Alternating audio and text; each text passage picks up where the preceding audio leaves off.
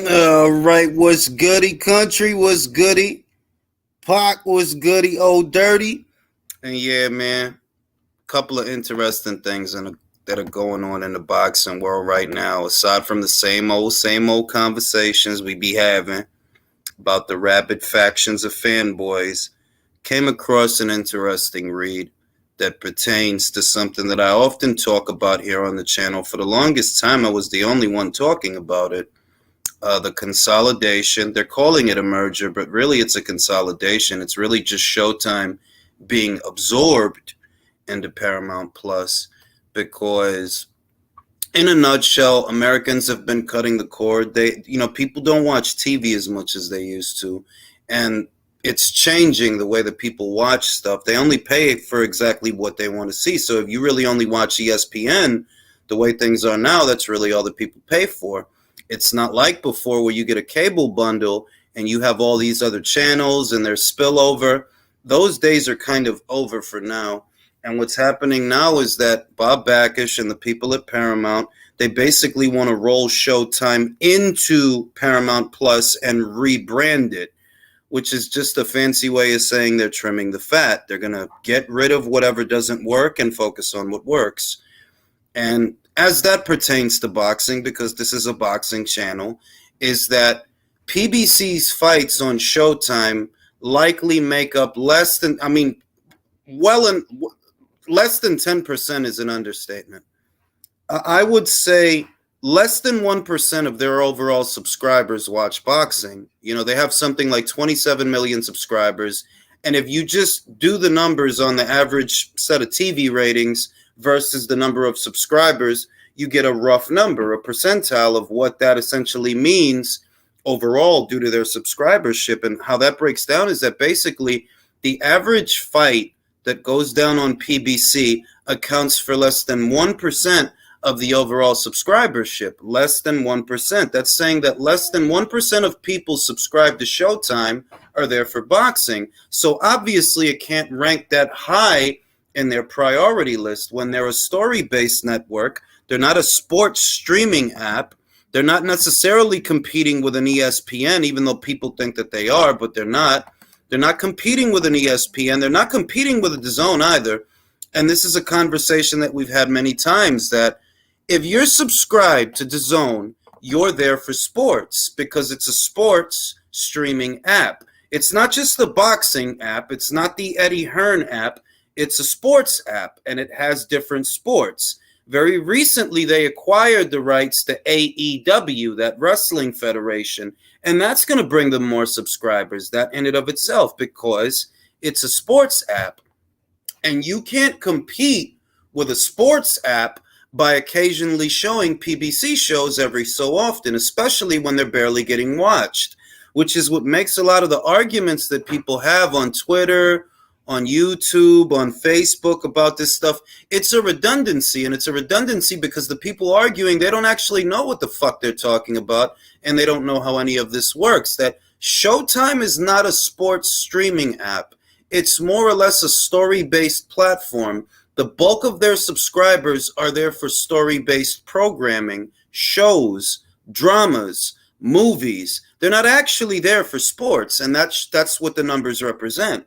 Shout out to Drew. De lo mío que lo que Espinoza. Yay, real quiet, because nobody expects him to address this stuff. That's why I'm glad you asked him the question that you asked him, that out of those shows that you're talking about, 23 shows, what number of those shows are pay-per-views? Because if they're pay-per-views, that means they're not part of the regular schedule. And if they're not part of the regular schedule, what you're basically doing is a GoFundMe kind of deal. Shout out to my man Hayam. I had a good time with you guys last live. Respect to you and the entire team. Keep it up, Jules. Now, I like the craziness, bro. I appreciate the craziness. I need somebody to disagree with me from time to time, even if it don't make sense. I need that. Oh, please. Yeah, my wife over there talking smack in the background. I'm about to go to the terrace. And yeah, yo, I appreciate you, Hayam. Shoot, you always welcome on the panel. You know what I mean? And basically, the way it breaks down, me, Drew, a lot of the guys, we talk about this all the time, that a lot of these people that have these arguments that think that Showtime is in competition with DAZN, they're not. They think they're in competition with ESPN, and they're not. Showtime is not a sports streaming app. Now, ESPN and DAZN, they are competing with each other because they have the same niche, which is sports. That's what they specialize in. They're in competition with each other, more or less. But Showtime, no, not you're not competing with anybody bringing in 100,000 or 200,000 views when you have 27 million subscribers. Nah, Danny, what it do? Smokey, what it do? You know what I mean? And there's an interesting read. I want to pull up this article. It's a very interesting read. And what it basically says is that President and CEO of Showtime and Paramount Media Networks, Chris McCarthy, who recently expanded his oversight to Showtime. So you see that? When Peter Nelson, what's this dude's name that just left? Isn't it Peter Nelson, Drew? The Showtime CEO that decided to resign last year. What's that dude's name, bro? But basically, Chris McCarthy, who recently expanded his oversight to Showtime following the exit of longtime executive David Nevins, David Nevins, added in his own memo to staff, as part of Paramount Plus, we can put more resources into building out the lanes that have made the Showtime brand famous, as well as turning our hit shows into global hit franchises. To do this, we will divert investment away from areas that are underperforming and that account for less than 10% of our views. You want to focus on that they're not going to be spending money on things that make up less than 10% of the overall viewership for the platform. That's very important because even though they're not saying it by name, PBC is what they're talking about along with other shows. Not just PBC, but anything that brings in under 10% of viewership for the platform. They're not going to focus on that anymore. So if you're wondering, why are there 4 pay-per-views happening back to back? That's why Showtime is not going to pay money for that. So if you want to do that, we'll let you do that, and hopefully your fans will pay for those fights because we not paying for those fights. That's what that is, and that's what I've been telling people for the longest time. That's what's going on. You know what I mean? That when you see that number of box office fights, when you see that number of pay-per-views, it's coming from a need. That's what that is. It's coming from a need. They need the money to come from somewhere. And because the network doesn't want to give it to them, what they're hoping is that the subscribers will pay that extra to help them pay for those shows. Virtuoso, shout out to my man Virtuoso. Yeah, we gonna chop it up tonight. You know, like I seen guys talking about it, and it's because they don't understand how it works. That basically they putting a lot of fights on pay-per-view because the network don't want to pay for them. They got to focus on other things. They got to try to keep their head above water as best as they can. So they're going to focus on the content that actually gets them subscribers. In the case of Showtime, that's story-based programming. It's not sports. It's not boxing. You know, they tried to do the social media influencer thing with Jake Paul, and you see that he left. The whole time he was there, it was flop after flop. And you know what? It's not his fault. It's that Showtime is caught in the struggle right now. Everything is different now.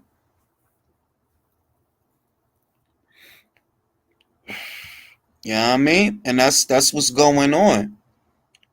What's goody hot boxing? What's goody sports archives? What's goody Smokey? What's goody Ray? What's goody Danny? You know what I mean? That's what's going on. So when you see that they say that they're going to reallocate resources away from anything that accounts for less than 10% of the overall viewership, what that essentially means is they're not going to be giving nobody no big ass guarantees because it's not a big part of their bottom line. So when you see 4 pay-per-views back to back, the real reason you seeing that is because the network ain't finna give y'all that money. Boxing is not important to Showtime. I was goody Edwin Castillo, ya tu sabes, manín. I would say, based on what I see, I would probably give them another, I don't know, 2 years, if that, unless something major happens. But it's just that they're on a platform that does not specialize in sports, and sports are not important or pivotal to Showtime's bottom line. Like, it's not. It was always weird that you have a premium cable network like that. See, HBO was different. HBO was the gold standard, and that kind of opened the door for Showtime to get into it. But on a long enough timeline, it doesn't pan out because that's not a sports network. And in many ways, HBO was not really a sports network either. Exactly, Jump Tube, which brings us to what we're going to be discussing tonight. If you're a fighter and you have an exclusive Showtime deal, where do you go if by some chance Paramount decides we don't need boxing? Boxing is not important to our network. Are you watching the Nava fight, and is it outside of your pound for pound list? I'm going to be watching Serrano versus Cruz that night. I'm going to watch the Nava fight, but I'm going to have the big TV on Serrano versus Cruz, and I'll probably watch the Nava fight on my phone, provided that they don't clash. I'm probably gonna watch the Nava fight on my phone. Yeah, I mean, I know that he's gonna be fighting for a title. For those that don't know, Emmanuel Navarrete is gonna be fighting this weekend for the vacant WBO at 130. And when he fight, it's always fun, but that's not the card that I'm gonna be paying most attention to. I'm really gonna be paying attention to Baumgartner versus Mekhaled and Serrano versus Cruz, and I'm gonna go live for those cards. I'm gonna go live for those. Shout out to my man Will. Why are the sycophants doubling down on Spence versus Crawford 5 years later, and people can't bring themselves to see that fight is dead? Very sad. Well, it's because they wanted to believe Errol's empty promises, and they wanted to. You remember that it was the Crawford fans that were growing impatient, and it were the Spence fans that kept telling everybody to wait, that no, they're going to fight, they're going to fight, they're going to fight. And 5 years later, it's looking more and more like, no, they're not. They're not going to fight. And that ship probably sailed. Alexis is basically the PBC in reverse. He the PBC in reverse. He backs the wrong horse and gets so bitter about it. Remember, he backed Zerto to beat Bivol, and now he keep trying to throw shade at Bivol. That's your fault because you keep backing the wrong horse. I'm telling you, that's the fallacy of his brand of logic, of the kind of arguments that he makes. The centerpiece of all his arguments is Top Rank is always right and Top Rank always wins. Well, Michaela didn't win. So have a nice bowl of sour grapes. I don't got nothing against Michaela, by the way, but I'm just telling you that if your whole argument is always going to be Top Rank is always right or Top Rank always wins, well, not that time. What you going to say? That they rigged the cards? That somehow Eddie Hearn Rich rigged a boxer card? Really? If anybody was the house fighter, it was Michaela. You know that her next fight was going to be on a boxer show? Her next fight was going to be on a boxer show. The Leonardo 2 fight was going to be on the undercard of Taylor versus Catterall. She's the house fighter. Alicia was the away fighter. If you still sitting here mad at that shit, telling you, you better listen to the relay. I told y'all she was going to win. You didn't want to believe that. I told y'all she was going to win. She ain't going to lose that fight. But you over there thinking Top Rank can't lose. All right? That's why you picked Zerto to beat Bivol, right? Who ain't even a Top Rank fighter no more. He was with Golden Boy. But because he used to be with Top Rank, oh. I hear you, bro. You wanted that more than Undisputed, and you got it. And you still eating sour grapes. You still slicing up crow. Take a big bite. Big slice. You know what I'm saying? And you told me the other day, oh, you don't miss a beat. You missed 2 beats that time. Holla at your boy. Lacey Baumgartner. Undisputed. I told you. You don't want to believe me, right? You ain't want to believe me. They think they're doing what I'm doing. They think that. They think they're calling it down the middle. No, I call it down the middle. You don't call it down the middle. That's why you was wrong about Zerto. That's why you was wrong about Alicia. And you're going to be wrong about other stuff too. Shout out to my man Napoli. Crawford Spence equals Dr. Dre's Detox. You know what I'm saying? Yo, the Emelo Sports and Archives. You know, I was advocating for Bivol versus Better Beef. I've been advocating for that fight. It didn't just start all of a sudden that both of those guys got semi-popular. I've been advocating for that fight. And what he told me on this channel when I had him on one time, he told me that he want the Zerto fight more. All right, you got it. And Zerto got outclassed. Now what? Now what? Bivol still trash? Bivol still this because Bob said so? Bivol still that because Bob said so? In a nutshell, that's how a lot of his arguments, and he does make good arguments sometimes, but a lot of the time, especially lately, the centerpiece of all his arguments seems to be that Top Rank is always right and Top Rank never loses. Yes, they do. Yes, they do.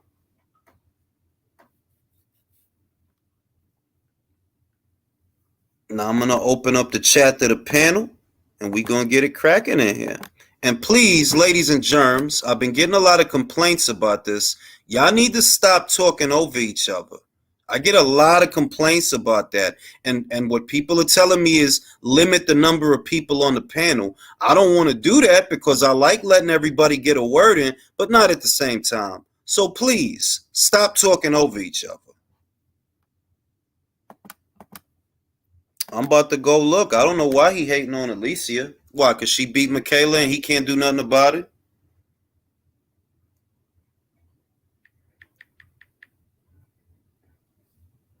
Let me see. I'm about to look it up right now. I ain't even see what he said.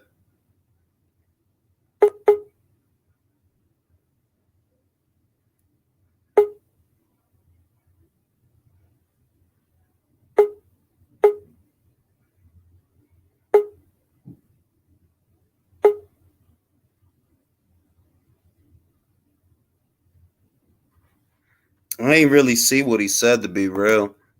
I stopped paying attention because right now he just throwing shade at everybody. Bro, he's throwing shade on her for being on the undercard and not the main event. What's up, fellas? What's good? And his most recent tweet about her. I think a lot of that. I think a lot of what he does, it gets so. It's for me, it's gotten too silly to have an argument about, because basically his argument essentially is Top Rank is always right. In a nutshell, that's his argument, that Top Rank is always right and they never fuck up. No, they did fuck up. You fucked up. Michaela lost, and bitching on Twitter ain't gonna do nothing. But he's never been this bad though. But recently, he's really become because he took a couple of L's. he thought Zerto was gonna beat Bivol. He thought that shit. I was dying when he said Better Be is the A side and got more profile than Bivol right after Bivol beat Canelo. And I'm glad you brought that up, Drew, because it was at that moment that I realized this is a stupid conversation. This dude beat the face of boxing. He beat the face of boxing. The dude that draws the most, that gets the most eyes on his fights, generates the most interest, generates the most money. And you telling me that Better Beef has more of a profile than him? And he beat him convincingly. It wasn't like a close fight. He beat Canelo pretty convincingly. Yeah. And it's like, how am I even supposed to sit there and have that discussion when I can't take that? I can't take that seriously, bro.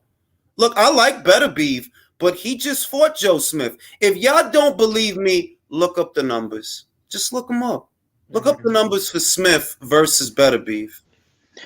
Do you know how much he won against his last fight? What is it? A little over $1 million. Oh, the yard fight. I haven't looked up those numbers yet. I don't know what he got for the yard fight. I'm gonna ballpark it and say that maybe he got around $2 million.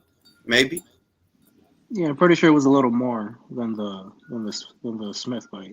Yeah, maybe he got around 2 million. But it's like, bro, are you really gonna sit here and act like this dude didn't just beat the face of boxing? He literally is the most recognizable light heavyweight. Only hardcores know better, Beef. I'm sorry, but yeah, it's the truth. That's Only fine. hardcores know him. Then And I'm don't not let knocking him. I think he's great, but I'm just being real. Like, where do you get that he's the A side to him? Oh, I know, because of the Honorable Bob Arum. It's childish. and I love Artur, but don't let Bivol beat Canelo again. Man, I hope they don't do that fight. Though, Listen, realistically, I bro. want Bivol versus Better Beef, and I don't really have a horse in that race. Like, oh, I want Bivol to win. I believe he's gonna win. That's why I'm picking him. I believe he's gonna win. But it would just be hilarious if he do win. Because Alexis, what you gonna say, bro? What you gonna say? And the only reason you hating on that fighter, see, you acting like you're above the Haymanites when you're a Bobanite.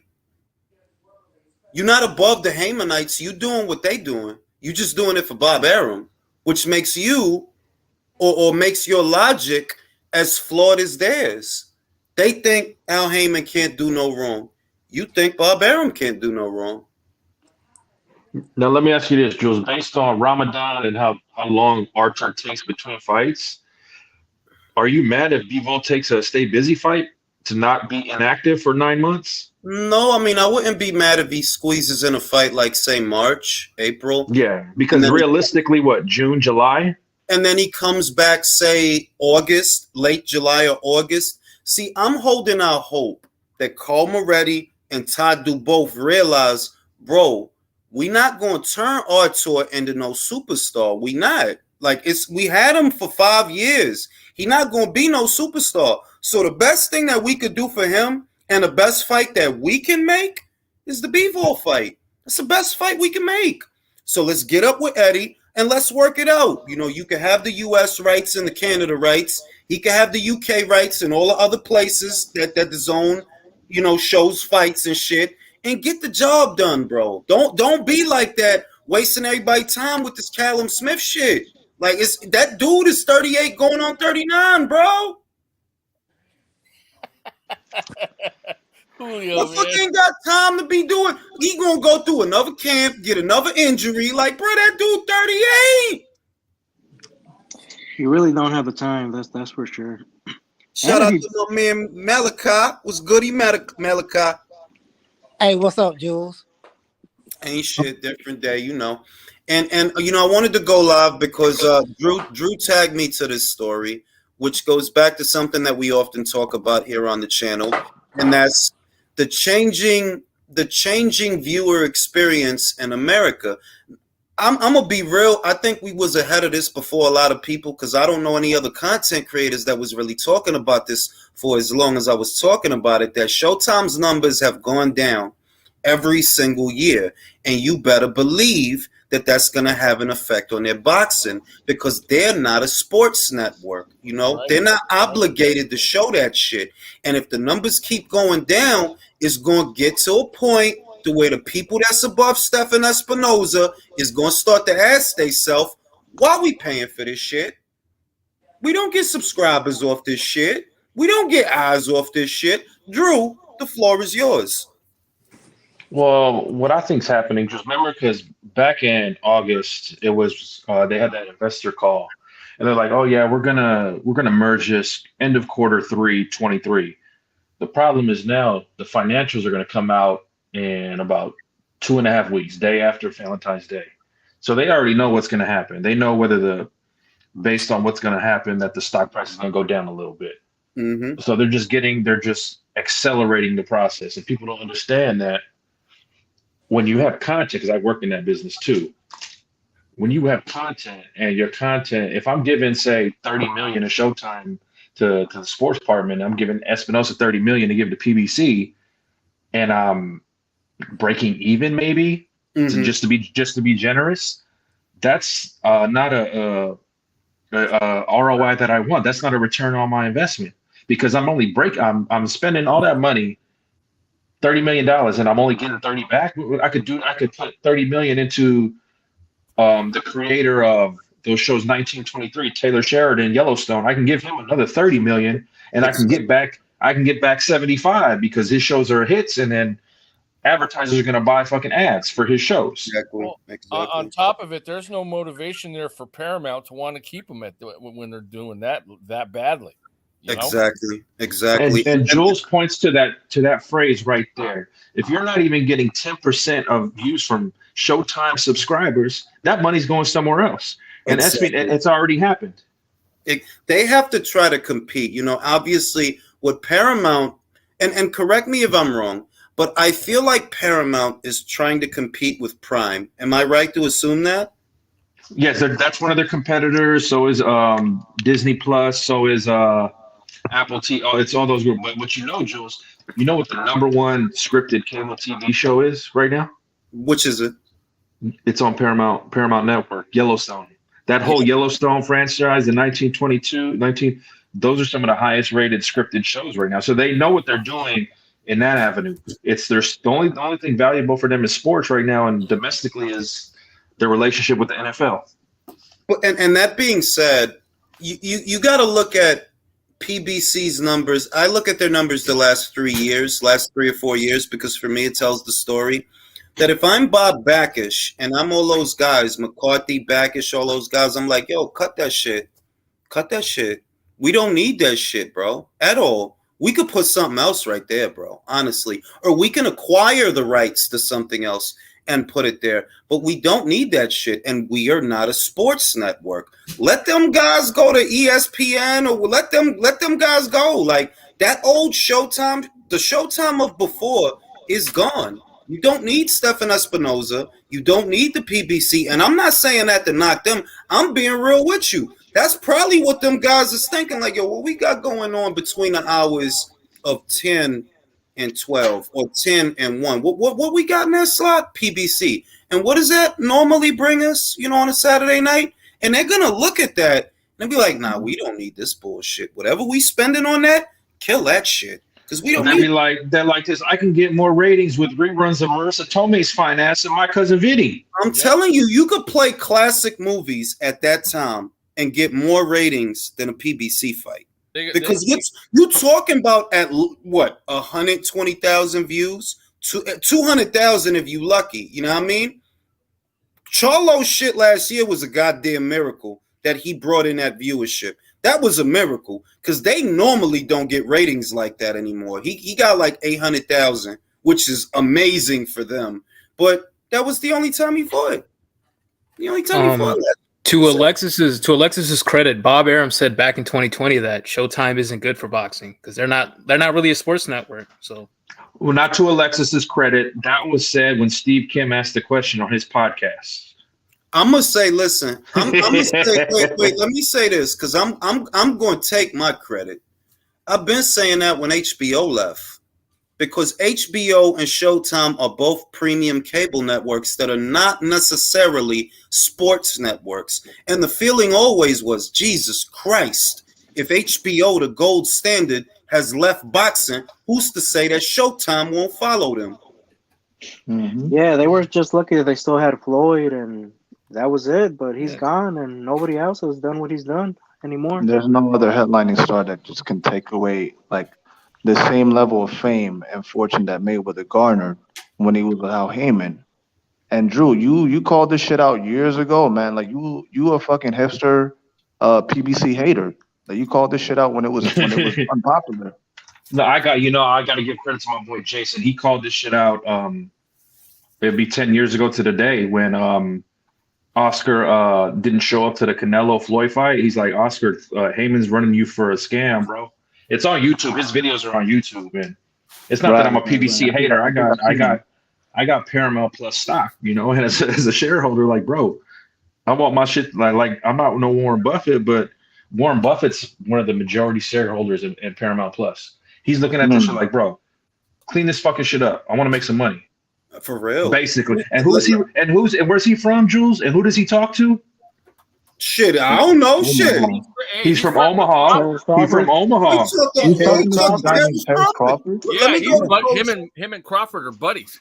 Let me go to the coach. Coach, what do you think about it? You know, just what's going on right now, just based on the literature and based on what's out there. What do you see, and what does that kind of tell you moving forward about Showtime and their role in the sport of boxing in the future? Man, listen, man, the writing's on the wall.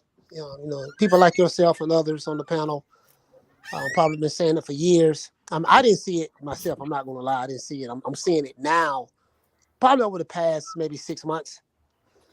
And I think I think this is going to be more hurtful to the pro network fans and pro financial advisor fans. But it's just business. It is what it is. You hit the nail right on the head. Showtime is not a sports network. It's not ESPN. DAZN is a global app, and they're not just boxing. They are in everything. You know what I mean? All types of different sports around the world and stuff like that. Sorry, that's my daughter laughing. Let's go. She crazy. But yeah, you get what I'm saying. So I'm anxious to see what does the genius, the invisible man, I like to call him, Al Heyman, do next. Shit. Yeah, how are they going to save money? He went to Harvard. I'm like, bro, a whole bunch of people went to Harvard. So what? That's the other thing that you could the weirdest thing is that, look, I look at I look at Curtis Jackson as being a truly intelligent individual. Why? All them book smarts don't mean nothing if you can't apply it. But what you can apply, if you know a lot about cars, if you know a lot about sports, or if you know a lot about a particular subject, a particular niche, it's like that old proverb. I'm not afraid of a guy who practices 1,000 kicks once 1,000 times. I'm worried about the guy that practices the same kick 1,000 times because he a master at that. And that's kind of how I look at intelligence. You can know a bunch of shit about a bunch of shit. If it don't translate into nothing, it really don't matter. That one thing you do know, well enough, you can make a fucking empire out of that. So it's a lot of guys that go to Harvard. Yeah. That don't make you a fucking genius. And what I see about Al is, and I've said this many times, it's not that you smart. It's that you surround yourself with fools. It's not that you smart. You surround yourself with fools, and they believe you. You a one-hit wonder, basically. And Floyd is not your hit because really you didn't make him. You're just in the right place at the right time, said the right shit to capitalize off the fighter that he already was. He was a finished product by the time you got him. You didn't make that because if you could have, you would have made more. Hey, Jules, you hit the nail right on the head. Remember the famous line Jay-Z told Dame Dash? He said, people say they made Hove. Okay, we'll make another Hove. Make another one. Ain't that the truth though? If you could make another Floyd that could sell all them pay-per-views and generate all that money, if you could have, you would have. But you ain't got another Floyd. You still trying to convince us that Javante selling a poultry 200,000 supposed to be a big deal? Not in a country this size. Sorry, no. Hey, but not only that, Jules, check this out. Not only that, and I say this time and time again, and I said it a couple of days ago. I say, bro, you can, the floor can say, I want to thank Al Heyman for everything. But if it wasn't for Oscar De La Hoya, because Floyd was in essence a golden boy fighter when he left Top Rank. Yep. Had a couple of fights over there. De La Hoya, Richard Schaefer, I think Tom Brown was over there. Al Heyman was over there. Who else was over there? There was a couple of people. Of course, there's a lot of people over there, bro. It was a lot of people over there. So, it's like, bro, so De La Hoya didn't do nothing. De La Hoya had no role in making Floyd the star that he is. He, bro, cut it out. I get it. And I know these guys try to push the, I don't want to go here, but I'm going there. They try to push the racial narrative because of Bob, because of Al Heyman and this and that. But bro, fact of the matter is, if it wasn't for De La Hoya, we wouldn't be talking about Money Mayweather. If it wasn't for Richard Schaefer, all of those other guys, it was a group effort. Yeah. So And the other thing I'm gonna say is instead of this, I noticed that, and this is popular in America. People tend to focus on the problem and spend no time on the solution. No time. So if my problem, for example, were that Dominican fighters, because I'm Dominican, right? If my problem were that Dominican fighters don't get watched enough or don't get talked about enough, I'm not going to be sitting here arguing with so-and-so about his shit. You know what I'm going to do? I'm going to promote them fighters. That's what I'm going to do. And what I notice is whenever you get like an Inui or some foreign fucking fighter, they start getting talked about and people like them and all this different stuff. Instead of you showcasing a fighter, you just attack that guy, which in turn, all that does is make you enemies because people going to look at you like, the fuck wrong with you? That kid is nice, man. Why you hating on him for? Tribalism. And then they don't respect you when really you could let him shine. Let him shine. And talk about how great it would be if he fought Stephen Fulton. You don't have to take from him to make him look better. You just got to talk him up. Like, you know what would be a great fight for Inui? Stephen Fulton. He's really good. He's solid. Fought Brandon Figueroa. Didn't get knocked down. Didn't get knocked out. Took the shots. He's defensive. He's certainly more defensively responsible than Emmanuel Rodriguez, than Jamie McDonald, than motherfucking Payano. I would love to see that fight. And you get people interested, but you don't attack the dude. That dude has legions of fans that don't even need you. It's a wonder that he want to fight Stephen Fulton because he don't actually need him. But because he's a fighting man, he want him. He could have went for MJ. That'd have been an easier fight to make. Oh, he wants the challenge, though, man. He even said that. Yeah. I think he also heard all the shit that Fulton's talking, and he wanted to shut him up. Well, beautiful. That's the name of the game. But what I notice about these guys that like they want it to be clicks.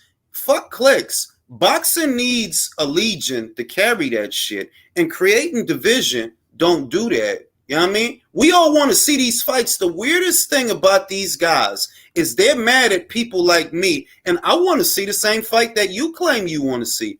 I want to see Inui versus Fulton too. What, you mad at me because I was saying that before you were saying that? You damn right I brought up that they say he going to 2-6. That's not the fight I want. I want Inui. That's what you mad at me about. And like Coach says all the time, if you stand on the side of boxing, you can't go wrong.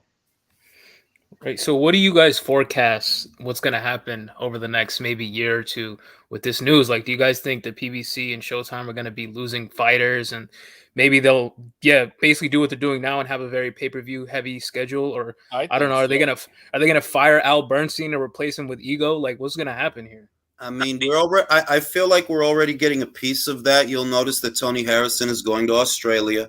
That's not a PBC show in Australia. That's a No Limit promotion show in Australia. That's not on Al Heyman's dime. Oh, really? I didn't know that. Yeah, No Limit. See, like No Limit Promotions, and I talk about them whenever I bring up Tim Tszyu. I talk about them, and a couple of other fighters like Nikita Tszyu and Chanel Dargan. They got a lot of good fighters down there for Australia.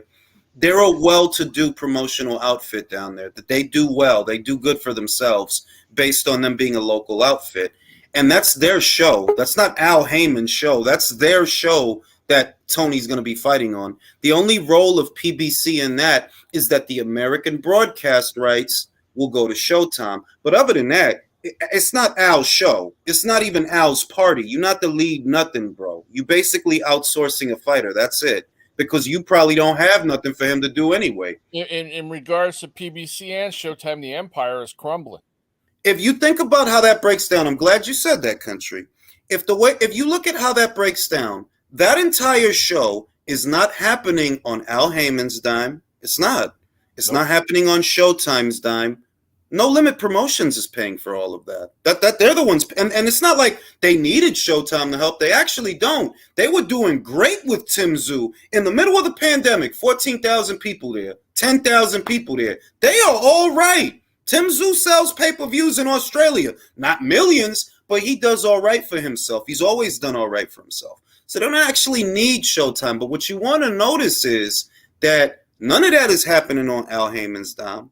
None of that is happening on Showtime's dime. And the same applies to Fulton Inui. Fulton versus Inui, if it happens, God willing, That's not happening on Al Heyman's dime. Not that it could, because they ain't got no money. That's happening on Akihiko Honda's dime and Amazon Prime. That's where the money for that coming from. The best case scenario, Al is never involved in any way, shape, or form. And going for if I wanted to be a dick and I'm Oscar De La Hoya and I'm Joe Markowski, I got all the leverage. Why am I going to send Ryan over to a failing platform with a failing boxing outfit? Honestly, where they're at right now, I look at that and I think, okay, so this is what we're going to see then. They're going to start outsourcing fighters because they perhaps don't have anything for them to do and they don't have any alternatives. So either you're going to see a lot of fighters on the shelf or you're going to see fighters get outsourced. Now, if we actually get Fulton versus Inouye, and I'm still skeptical, but if we actually get it, then I'll know for sure, okay, so you're going to start outsourcing fighters. You're going to have to, because you got all these fighters, they don't got nothing to do, and you don't have nothing for them to do. You putting on pay-per-view after pay-per-view after pay-per-view, that's not part of the Showtime regular schedule. We know how this works. That's just some other side shit. Basically, if you ain't got no fights for them to put on, you're going to have to loan them out, or they just going to sit on the shelf. Well, it's one or the other. Right. They can't, just like in reference, this was made in reference to Crawford before, but it fits this scenario. They can't just sit around on their hands and wait for a fight to pop up. Yeah. It's not going to happen. And if they don't got people to fight, what are they supposed to be doing? I mean, their career's going to go down the toilet. They're wasting how long, who knows how long. And, it becomes a sad tale. So screw that. Move on. It's time to move on. You have to. Well, something that Bernard Hopkins said that stood out was he said that fighters are realizing that, you owe him advisor fees now. That's kind of scary if you think about it for a lot of these fighters. Yeah, can you explain the Ali Act? What is it exactly? Look, the Ali Act is basically an act to where one individual or one entity cannot act as both promoter, manager, and advisor. Why? Because conflict of interest. Conflict of interest. That if you're the promoter, your best interest is to the network. If you're the manager, your best interest is to the fighter. Sometimes what they both want is not the same. The promoter wants to keep the content on that platform. The manager, however, wants to get the fighter the best deal. Where's the conflict? That sometimes the best deal is not with this promoter. Sometimes it's not. So if you're a fighter, you've been fighting on ESPN for however long, and some guy over there got some money for you, the manager ideally would want you to go over there because that's the best deal for you. Where does Al Heyman fuck up? Instead of letting the guy go over there, don't let the guy go, or at least not in the past. He hasn't. Adam Kovnowski was offered millions to fight AJ. He didn't take it. Ortiz was offered millions to fight AJ. He didn't take it. Wilder was offered $100 million to fight AJ. He didn't take it. Jermel Charlo was offered $7 million to fight Andre on DAZN. He didn't take it.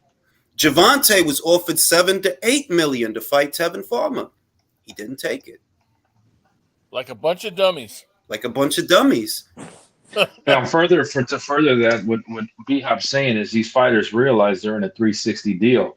Now in perpetuity, whether Al Heyman gets rid of me from PBC and says, go fight whoever you want to fight, he still gets 25%. He still controls my name, image, and likeness. Yep. Well, and look at the fact that Groner and Wilder came out and then after the fact. Credit to Coach asking Kid Schofield's father to divulge what's actually going on over there. Yeah, because the kind of deal they have a deal where they have no control at all, in any capacity. And most deals in boxing are not great, you understand?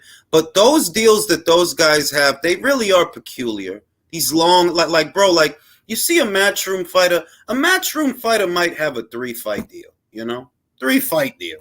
These motherfuckers, it's like you signed over your soul. Hey, Yeah. Remember what Rachel Donaire said about depending upon the contract, they can hold on to you for like 7 years. Yeah, they can add to it that like if you win a belt, they can add another 7 years or another. It's like, bro, like look at David Benavidez, bro. How long did it take for you to finally become? And the worst thing is he re-signed to them. That's the worst thing. Like, bro, you're an idiot. You know, like seriously, you're an idiot. You really are.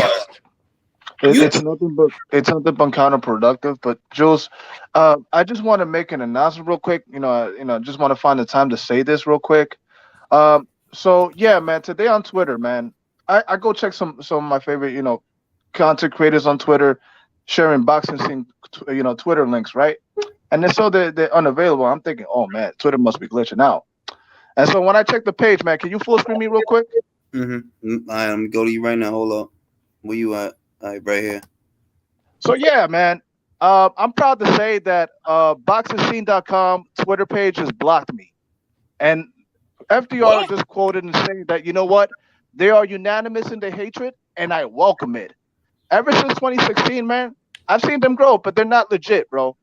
I used to call them virus scene because every time I used to get their links from their fucking Facebook page, I would get fucking Trojan every time they pop up, man. So fuck those guys. Fuck them fucking writers. They're unanimous motherfuckers. And fuck the fucking commentators. They got fucking room temperature IQ when they're talking boxing. They don't know shit.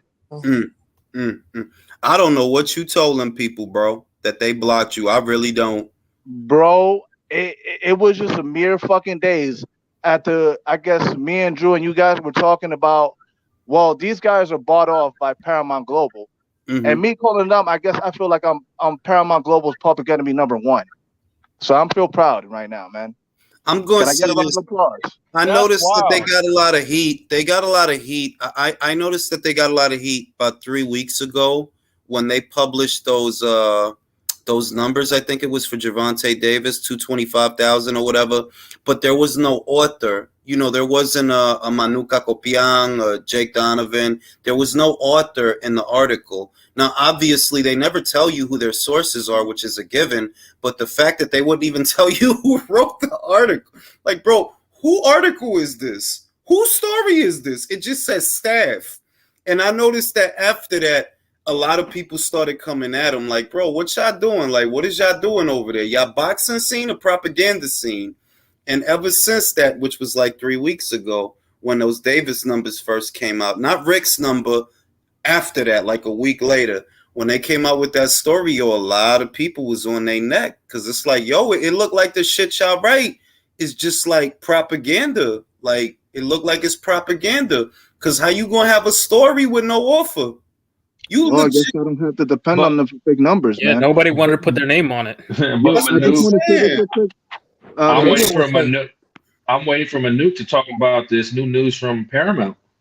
Yeah. Nobody, you know what the weirdest thing is, Drew? That nobody else is talking about it. And I'm like, look, I get that some people just want to talk about the sports, but this does pertain to the sport. It is a story that affects the sport because just imagine if Showtime don't show boxing no more. That would be a major story in the sport of boxing. If they don't show boxing no more, yeah, that's one less major platform. I don't think of them as major, but that's one less platform that would be showing boxing matches. But Jules, let me just say this, man.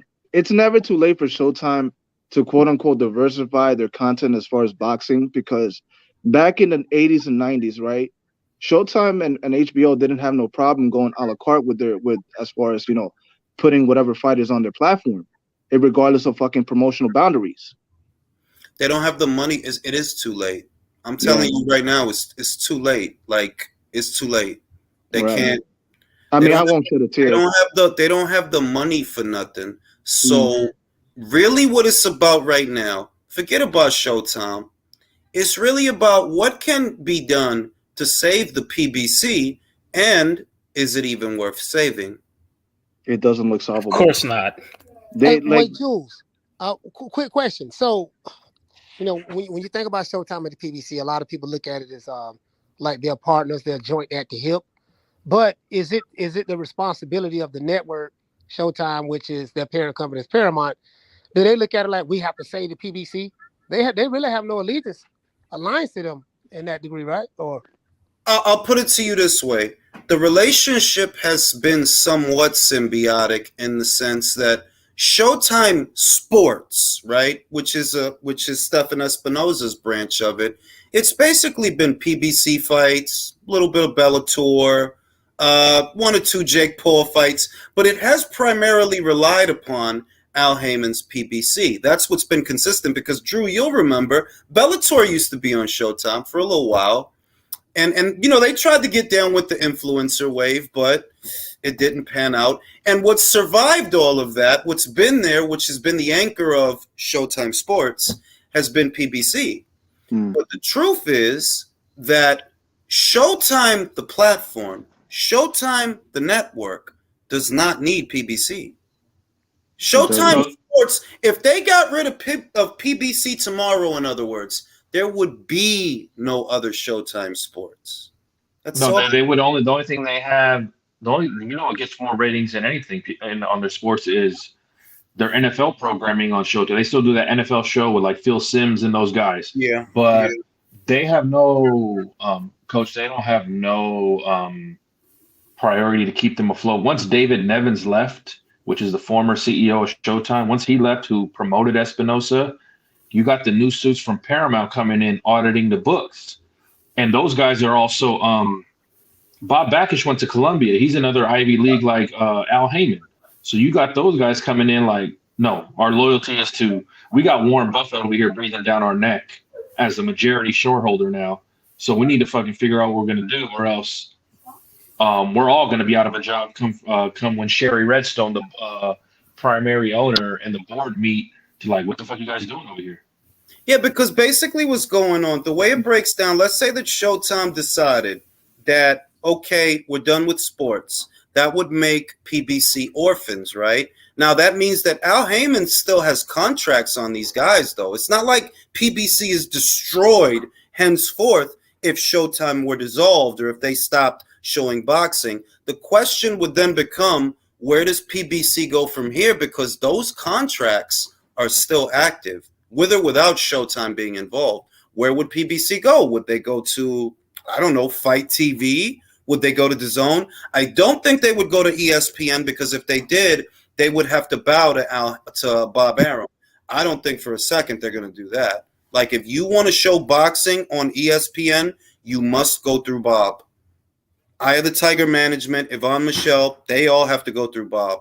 All right. So if you're Al Heyman, and let's say you're an orphan moving forward, you don't have Showtime as your platform anymore, hypothetically, where would you go? So whatever subsequent layoffs is going to come out of this, I hope it affects the BoxingScene.com staff as well. And let me just say this, Jules, and to the people out there, the audience, support your independent sources, man. Your independent content creators, your Ring IQ, my two Florida cats, True School Sports, and True Media Boxing Today. Support them cats, bro, for real. Because they're the one that's going to give it to you real and raw, bro, for real. Yeah, you're gonna hear it straight and not no sugar-coated crap. I'm going to say this. What keeps boxing afloat these days is Coach Malika, is Ring IQ, is Hatman Boxing, Boxing Beats and Rhymes, True School Sports, Sporting Icons. It's the fans and the content creators that keep it afloat now, because the sport itself does not get major coverage from major media outlets. It's us. It's literally us that keeping it relevant to some degree, because we're taking it upon ourselves to discuss the stories that the major networks don't care about. And who can the PBC who can the PBC hire to like cut production costs from the new media sphere? Do you guys think Southpaw would do good on lead commentary?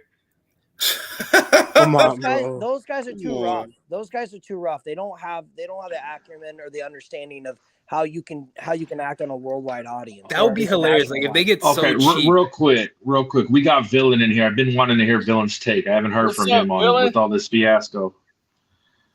Which take do you want to hear about? You talking about what we're talking about? What happened today? The news that broke. This is exactly what is expected to happen. I mean, it doesn't take a rocket scientist to figure out that when you have a platform or you have a promotional company that is literally saying, okay, we're a product, but by the way, it's like EA Sports. You have to literally pay for everything and unlock it as you go. If you have money, if you have the capacity to do it, you're not going to have to, like you said, like what they did with Crawford and Spence. You don't have to push the date out to another year. I mean, if you're confident that that product is going to make you money, if you have a budget, you're going to put it on right away. Why do you have to push it out till April, May, whatever? The thing is that if you notice all of these fights, they're announcing fights, right? Then they don't have a venue for it. Then they don't have a date for it. Yep. I mean, it's very rinky-dink, honestly. And the thing is that if this all was working well, and you can notice how healthy some of these other platforms are, like right now, Top Rank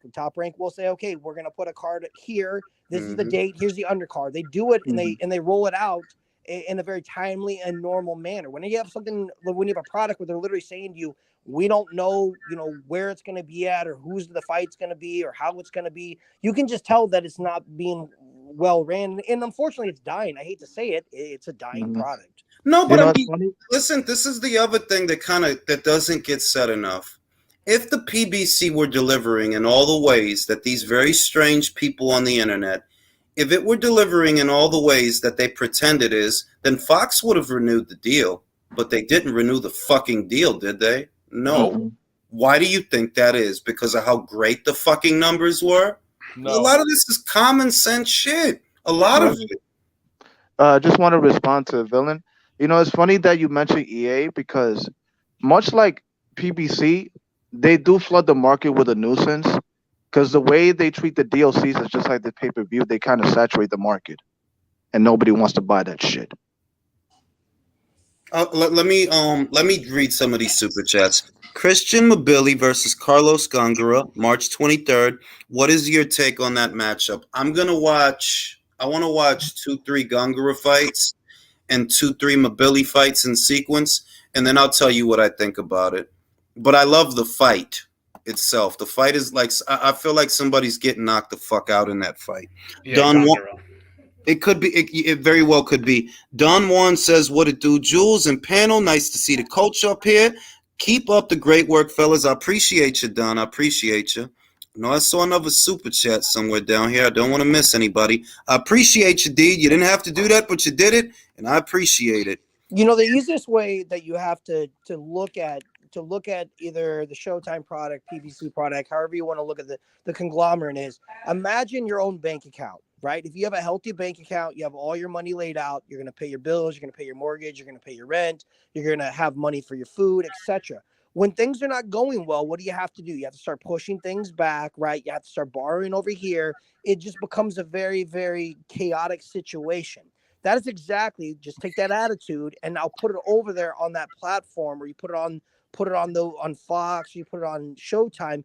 All you have to do is just move that laterally. Do you feel like those are the things that are happening? Does it feel like chaos? Does it feel like it's flowing well? And the answer is no. It doesn't take a rocket scientist to figure those things out. It doesn't. I mean, all the signs were there. Declining metrics. Look, it's simple. Declining viewership is never good. And when it doesn't improve the following year, when it gets worse, it doesn't take a rocket scientist to see what's going to happen. Now, I wanted to address Mike. Mike, no, they didn't. One at a time. They didn't lose $6 billion. They spent $2 billion, and they didn't lose it per se. They spent it buying sports rights. There's a 2-minute article that you can read if you really wanted to know where the money went. It's this not too familiar. It's not the same as when Al Heyman lost 400 or 500 million of Waddle and Reed's money. No, it's not that. They knew what they were doing with the money. They knew they were going to spend 2-point-something billion, however it was, buying sports rights to diversify the catalog on DAZN. It's not, they just lost it. Like, no, it's really not. And what kills me about when people say that is, if you really wanted to know the answer to that question, there's literally, the article's no longer than a 2-minute read. It's called acquisition. But look at what his thing says. Bro, I just want to say the Dick writing is not a form of transportation. Yeah, I know the type. This is the same cat that said, bro, why did you just say Hearn lost $6 billion? Just say that, man. Yeah, but they think Hearn is like the CEO of DAZN. A quick Google search of the DAZN CEO, the most recent article from Bloomberg has quotes from him talking about where the direction's going, why that money was spent, what was lost, and what's going on. It had all the negative metrics and all the positive metrics. But we're talking to people with an inferior intellect I'm that can't sorry to even say. read they can't even read a financial statement. And when I say Room SEC, temperature when IQ. Fight Oracle shared the SEC documents of the people that own the They PBC, didn't understand. everybody ignored it. Nobody understood it, Their except a few jaws of us. their You don't. jaws should have hit the floor, because what that essentially communicated is that the PBC is worth $0. What you're missing, and just to add to Drew's point and also your point, that they can't understand, a lot of them, that whenever a company is investing into something, they're not investing for it today, tomorrow, 6 months from now. They're looking at the investment years down the road. And I'll give you a good example. Amazon started out as a book company, right? They just sold books online. Now, if Literally, they would have, yo, if, you, if they yo, would've- I if thought they I was would've the stuck, only one that remembered that. if they would have stuck in the late 90s, early 2000s, with being just a goofball Jeff selling textbooks online, then that's all. Then they would have been a $20-30 million company, right? They would have done well.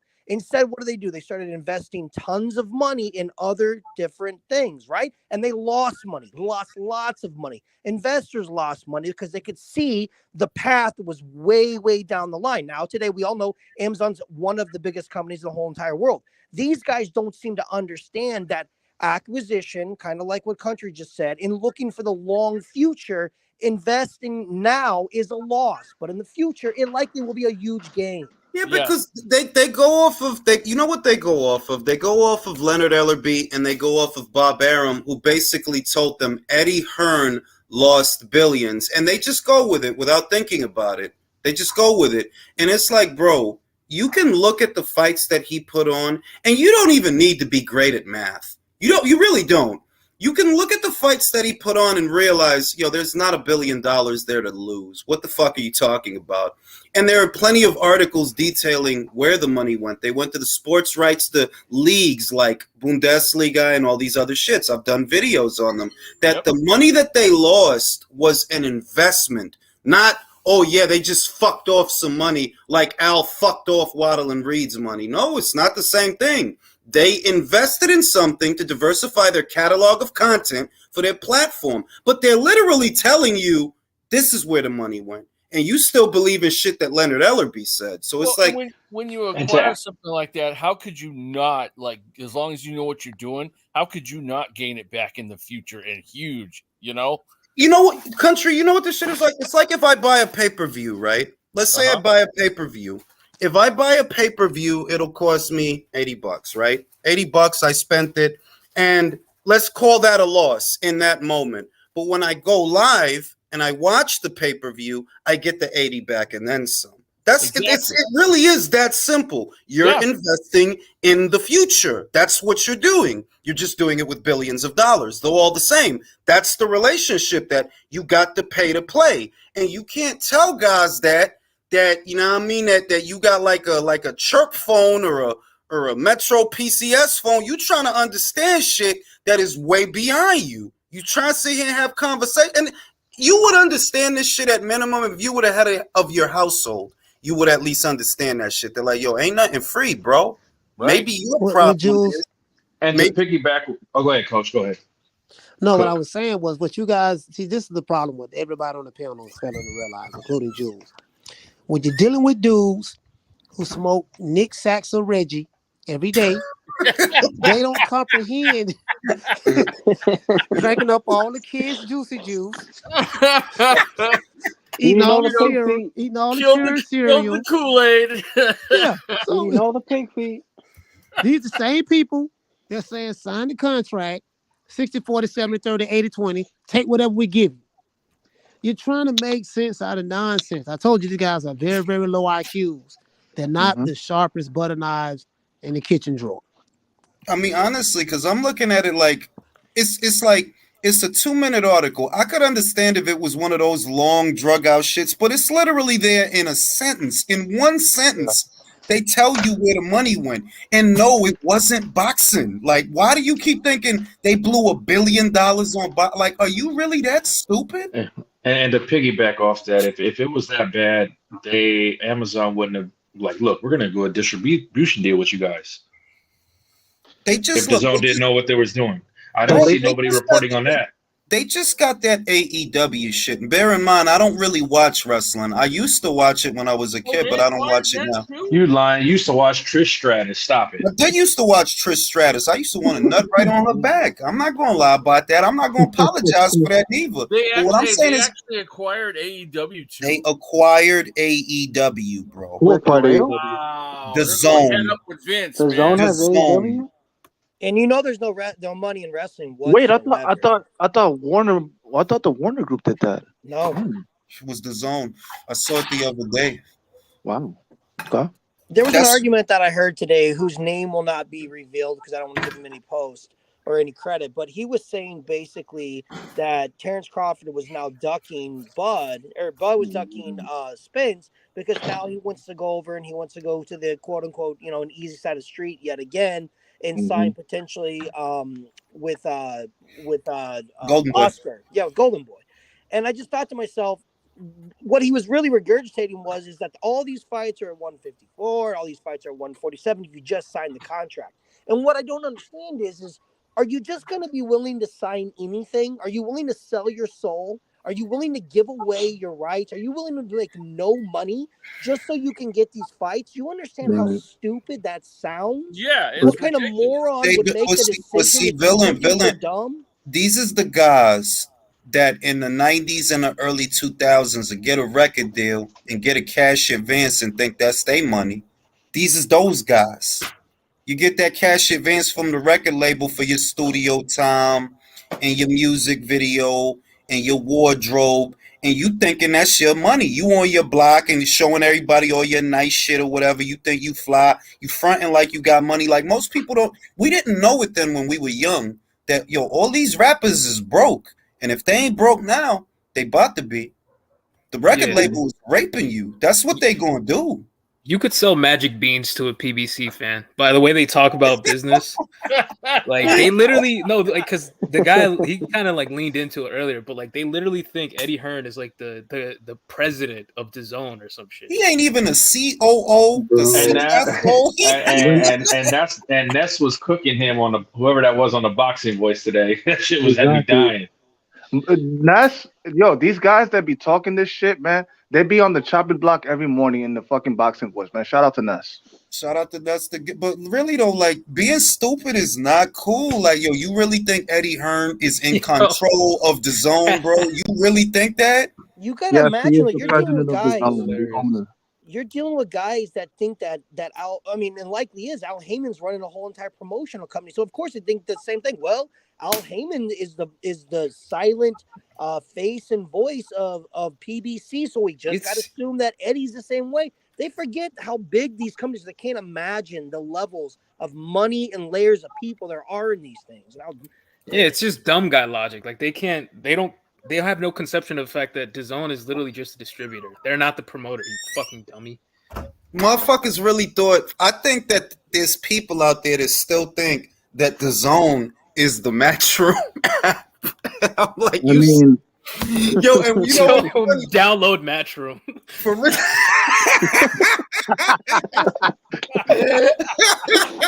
Hey, Matchroom lost them $6 billion.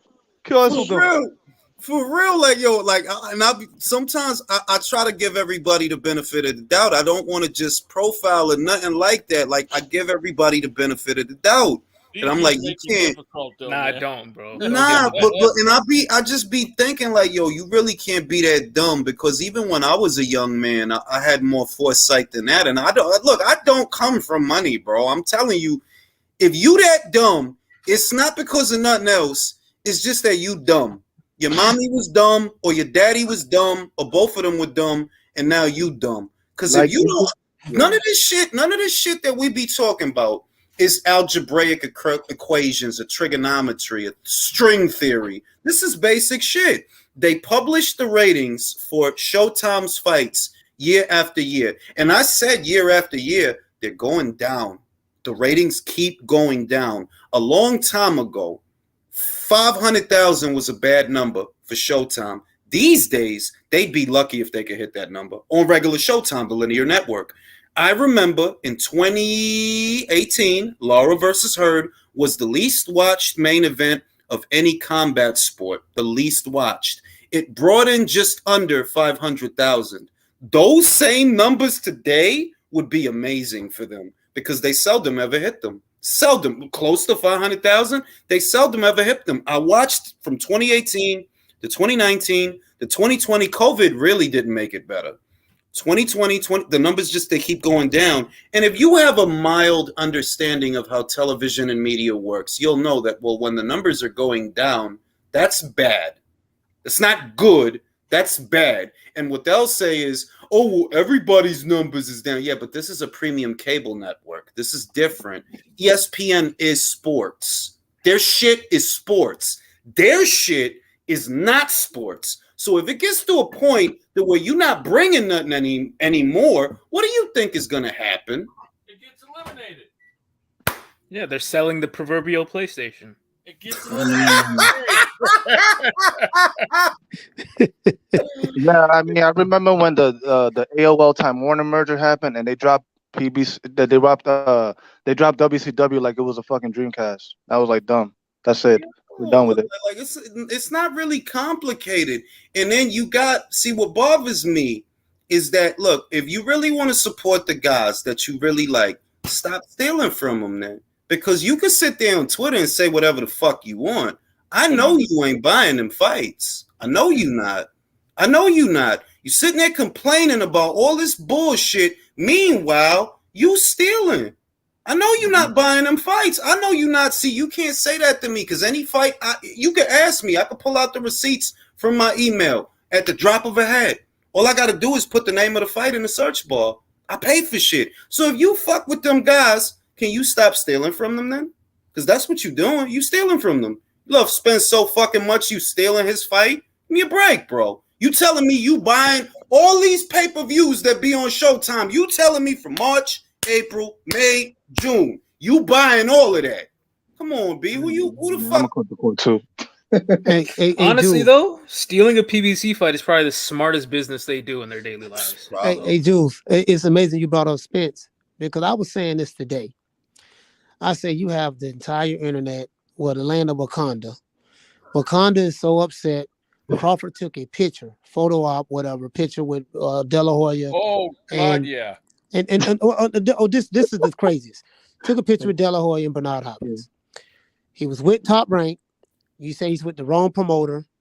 This promoter is the reason why the fight don't happen. Once he leaves his promoter, come over here to the PBC, the fight will be made in 5 minutes. Come to the PBC, fight doesn't get made. You say, well, he's a man without land. He's on his own island. He doesn't have any representation. Then when you see him with the promoter and you believe that, hey, the Oscar De La Hoya may be the one to sign him, now I'm just going to go along with this. Now he has a promoter. He has representation. Now you want to complain about that. So when he had a promoter, you complain. When he was a free agent, you complain.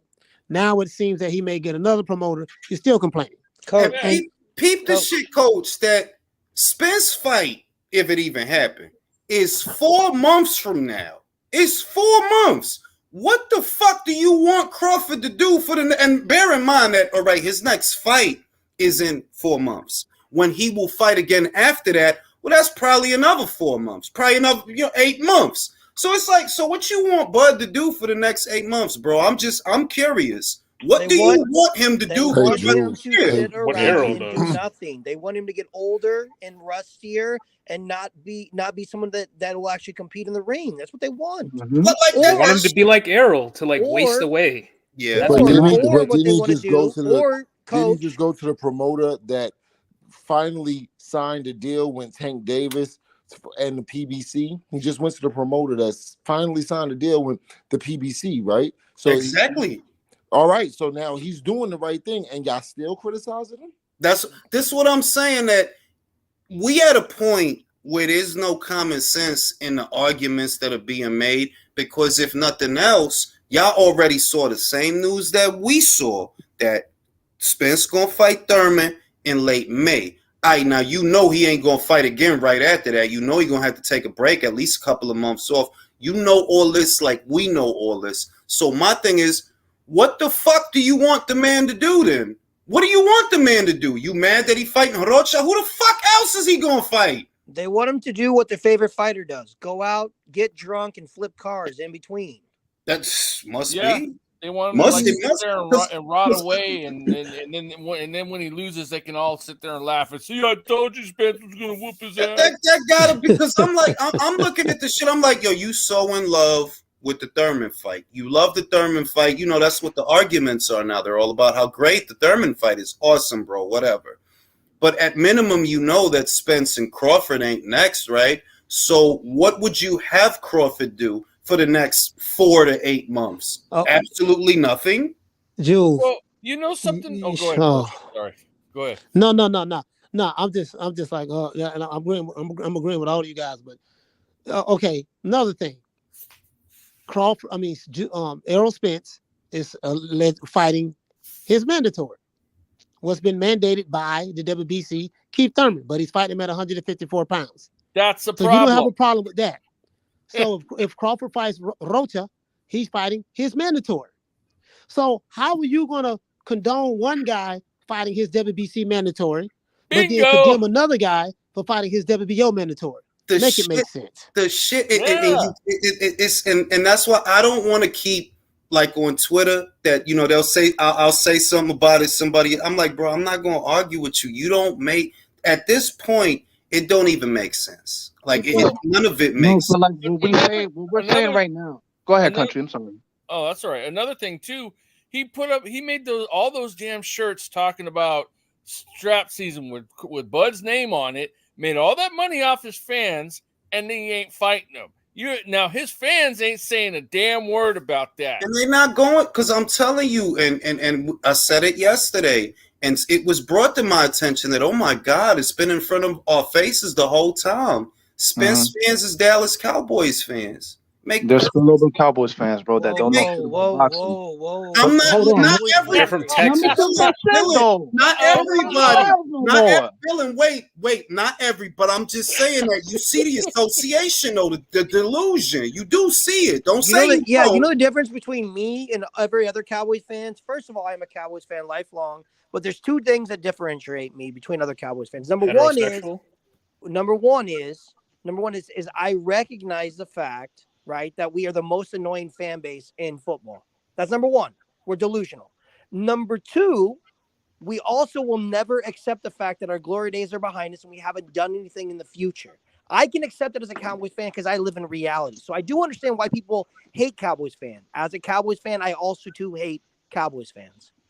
Let me read the super chats. Ray says, wait a minute, coach. I smoke weed every day, and I understand you giving weed smokers a bad name. You better apologize, coach. Better apologize, coach. Will says, that's why I can't be a content creator.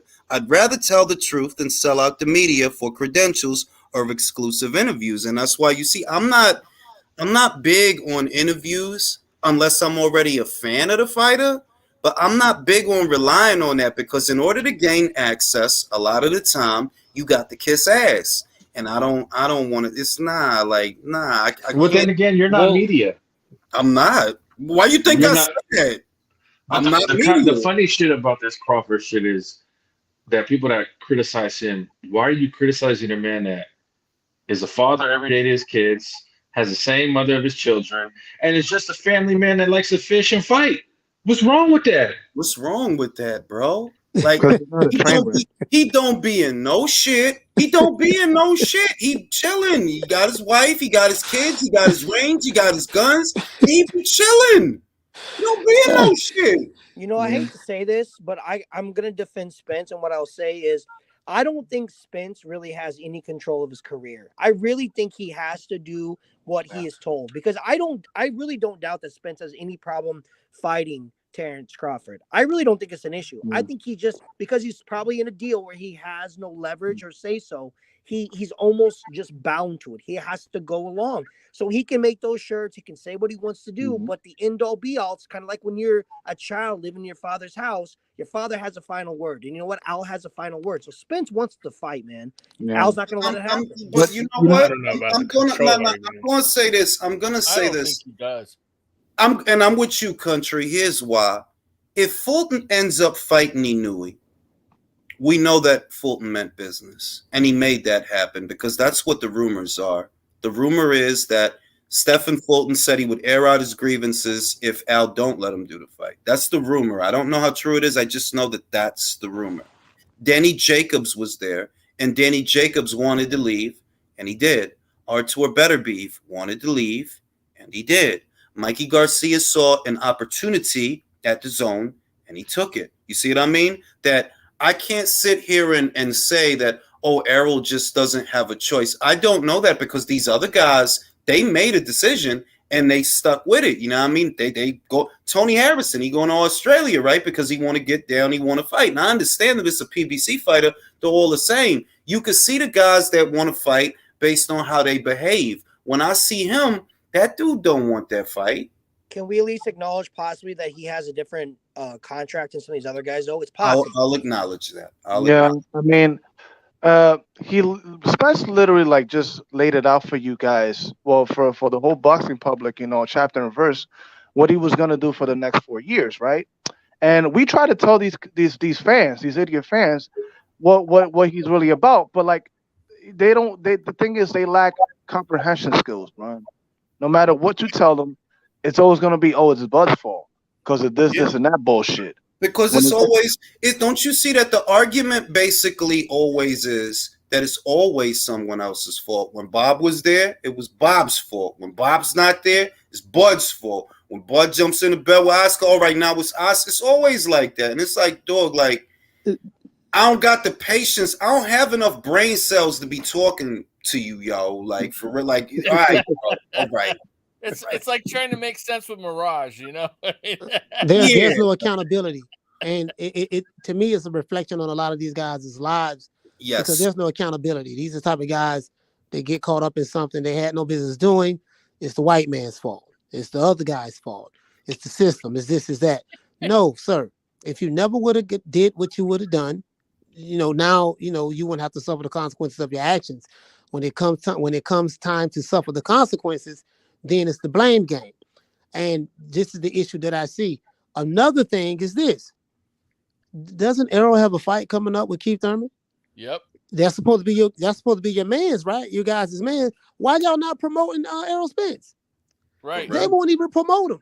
They keep talking about many different ways that to blame it on Bud and hate Bud. I'm like, dude, you literally are a Errol-sexual YouTube channel, but you have more videos about Crawford than you do Errol. You won't even make any videos about Errol. I'll say this, Coach. See, the content creators are grifters. It's like when Glovegate was a popular subject. I don't actually believe that the content creators believe that shit. They just knew that it was money out there the same way I knew that it was money out there, you know, to make debunking videos about Glovegate. I knew that as long as you make a Glovegate video, whether you debunking it or not, somebody gonna watch it. There's an audience for the Glovegate. There's an audience against it. So I knew that the money was out there. I ain't even gonna knock the content creators because they probably don't even believe that shit.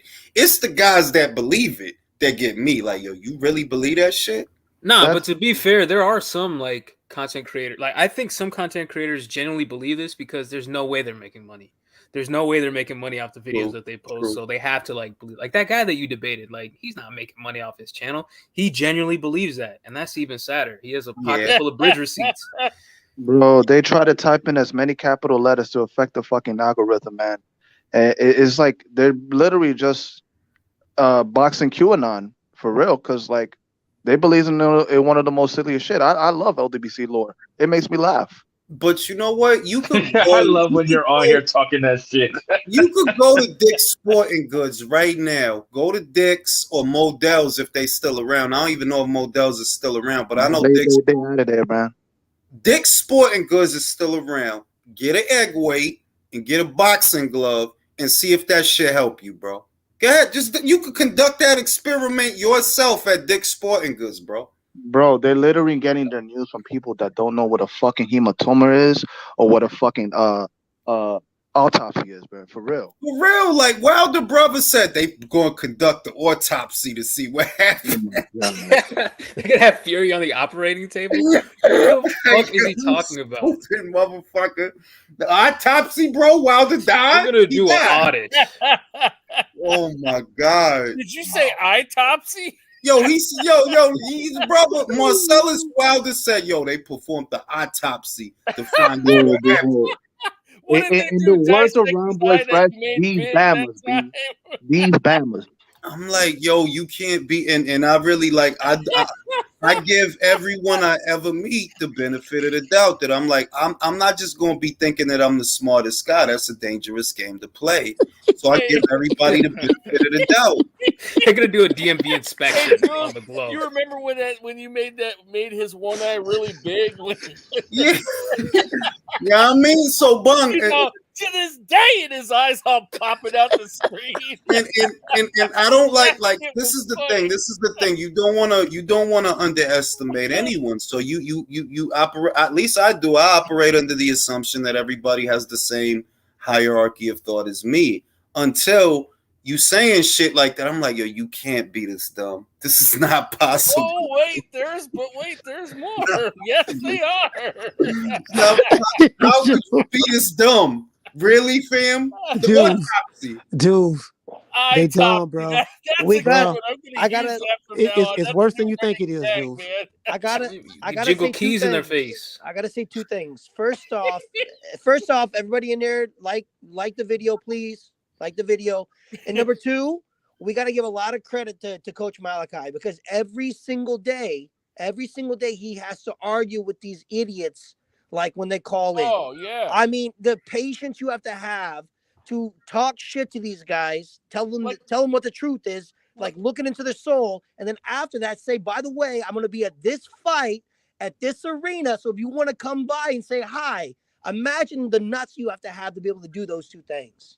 Like that guy from Brooklyn who called up and gave him his name. He was doing the Liam Neeson Taken speech over the Spence fight, bro. I have a special set of skills, coach. It's ridiculous. hey, listen, Jules. It's the good green. Sometimes I had to burn two before I do the show. I pretty much know if I'm talking about Crawford, I'm gonna have to smoke two today. If I'm talking about Spence, I may have to smoke three, but maybe 2 on the 2. I automatically, okay, we spoke about Kid Austin. Okay, I was fine. I know what the safe zones are. I know what's going to, Jules, you've been doing this a while. You know, pretty much know. Yeah, like you got to get ready for it. If you do a Crawford versus Spence video, well, before it was Wilder versus Joshua, those were very polarizing times where, oh boy, you couldn't do a video or a live or just discuss it without somebody threatening you or some shit like that. So, I know what that's like. But these days, I'm over Spence and Crawford, man. I'm over it. I want Crawford Ortiz, honestly. Hey, I'm over that Spence shit. Was live today. And fellas, you know what's funny though? We had Kid Austin on, and Kid Austin, one of the reasons he had trouble is he had new shoes and his feet started peeling during the fight. Yeah, but I mean, he looked all right to me, to be honest. I think people were being he scored 3-4 knockdowns.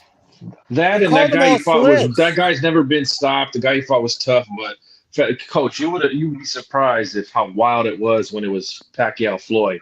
It was 100 times worse than it is now. Oh yeah. That was a different Especially enemy. on the Facebook group. I heard.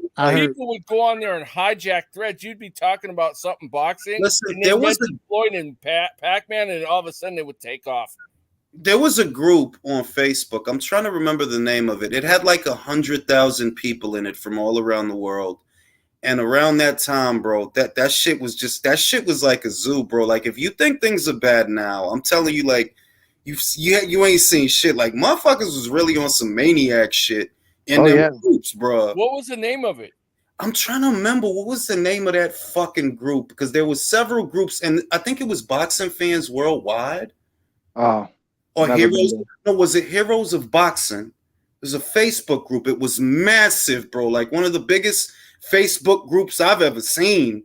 And it was just like 100,000. It was mad people in that shit from all over the world. And don't bring up don't bring up Floyd and Pacquiao, bro. Just don't, I wouldn't even talk about the shit on there. It's like, nah, B, I don't want to be on here for an hour arguing with you motherfuckers in these comments and shit. That shit When was the rings and pours, man. You see a whole bunch of Asian looking dudes with Spanish last name going after people, and then you see all the brothers and like, oh my god, trust me, I was a veteran of those fucking Pacquiao versus Mayweather social media wars. Yeah, bro. man. They was doxing each other, and they was just crazy with the shit. Like, bro. And that fight was a letdown too. So all of that Man, build I up to heard that that. letdown of a fight. I heard that, Jules. I heard it was terrible. Like I thought Wilder and Fury was bad because I came in on that. I came in on, I betted money on Wilder the first fight and the second fight. I lost, but when I came in, it was the glove gate, the autopsy, the water bottle. Mark Breland. hoping Mark Breland get fired, wishing death on Sugar Hill. I'm like, bro, this is just too much. This is, I'm telling you, it was worse than that. Like look, and nothing against Manny Pacquiao because it wasn't the fighters, it was their fans. These dudes was just, I don't know. Yeah. And I'm glad that them days was way worse. It was way worse.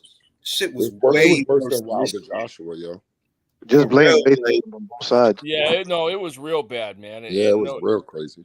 You couldn't. The even only make thing I can comment compare without it to was when it was Pacquiao, when it was De La Hoya Mayweather. That was on an equal level. Yeah. I would say that. But the thing about the Pacquiao fans, they was a weird group of guys, man. Like, and I'm going to say that. They was weird. Like, they'll post pictures of doodoo floating in the toilet.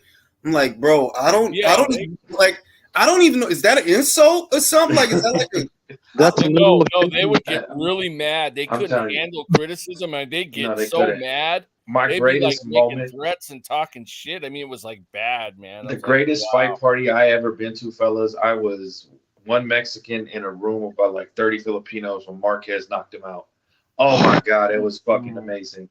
Bro, I almost didn't make it out alive, but it was worth it. Manny was like, not because that was the time when Manny was like God, bro. Like, they fucking loved Manny, bro. Like, he's like the second coming of fucking Jesus or Elvis or some shit. We haven't had a knockout, would you say? I mean, on that high of the level. I mean, Martinez, fucking Paul Williams is great, but that high of a level, we haven't had a knockout like that, Jules, since what? Duran, Hearns?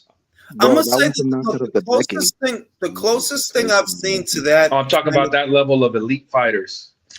Yeah, I'm gonna say the closest thing I've seen to the Pacquiao knockout in recent memory, and it wasn't even a cold knockout, was Joshua versus Ruiz. Because the shock value, that like, wow, yo, my mouth was open the whole fight, bro. Like, what the fuck is going on? And that was the closest shit. And even that, I'm going to say that even that, compared to Manny getting slapped the way that he did. Oh, yeah. That was. I was like, oh, yo, dog, that shit was crazy, I'll bro. never forget Roy Jones's reaction to that when it happened. Yeah, he's not getting up, Jim. He's not getting up, Jim. One of the greatest. Legendary, but I was at Washington Heights running up the street screaming with my iPad in my hand, showing everybody. Oh, that shit, yo, that shit was so crazy. That was on level with the night Mike Tyson got knocked out by Buster Douglas. Nah, that was different. The world, like, I know I was very young when that happened, but I remember how I felt, and I was so sad, bro. It was like Superman died when he got beat by Buster in Tokyo. I was real sad off of that. With Manny, I was laughing because my mans and them was real big on Pacquiao, and first shit I did, I ran outside, started talking shit, like, you motherfucker. No, man, bro, I was after that, I was eating all the lumpia, smiling.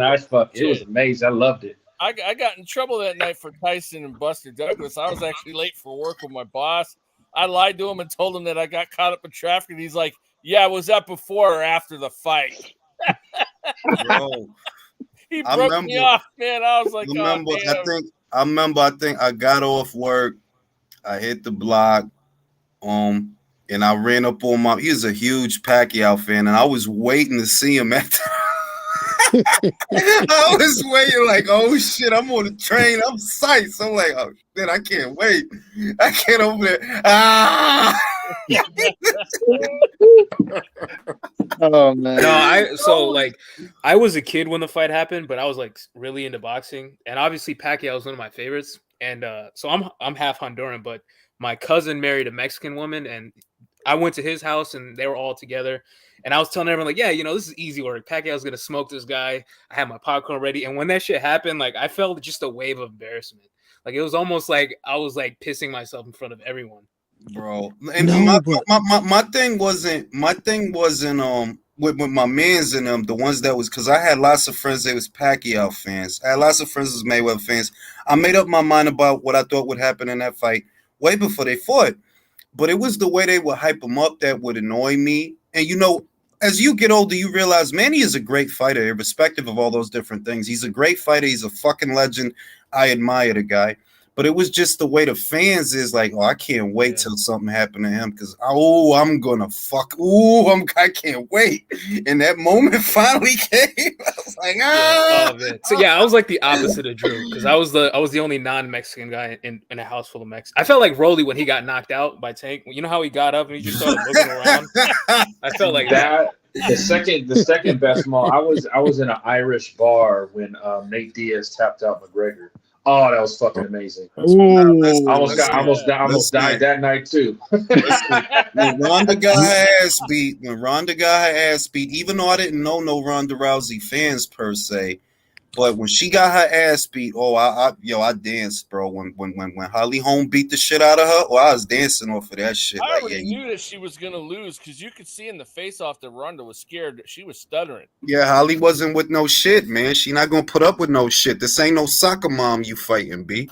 Right. Piece the shit out of her.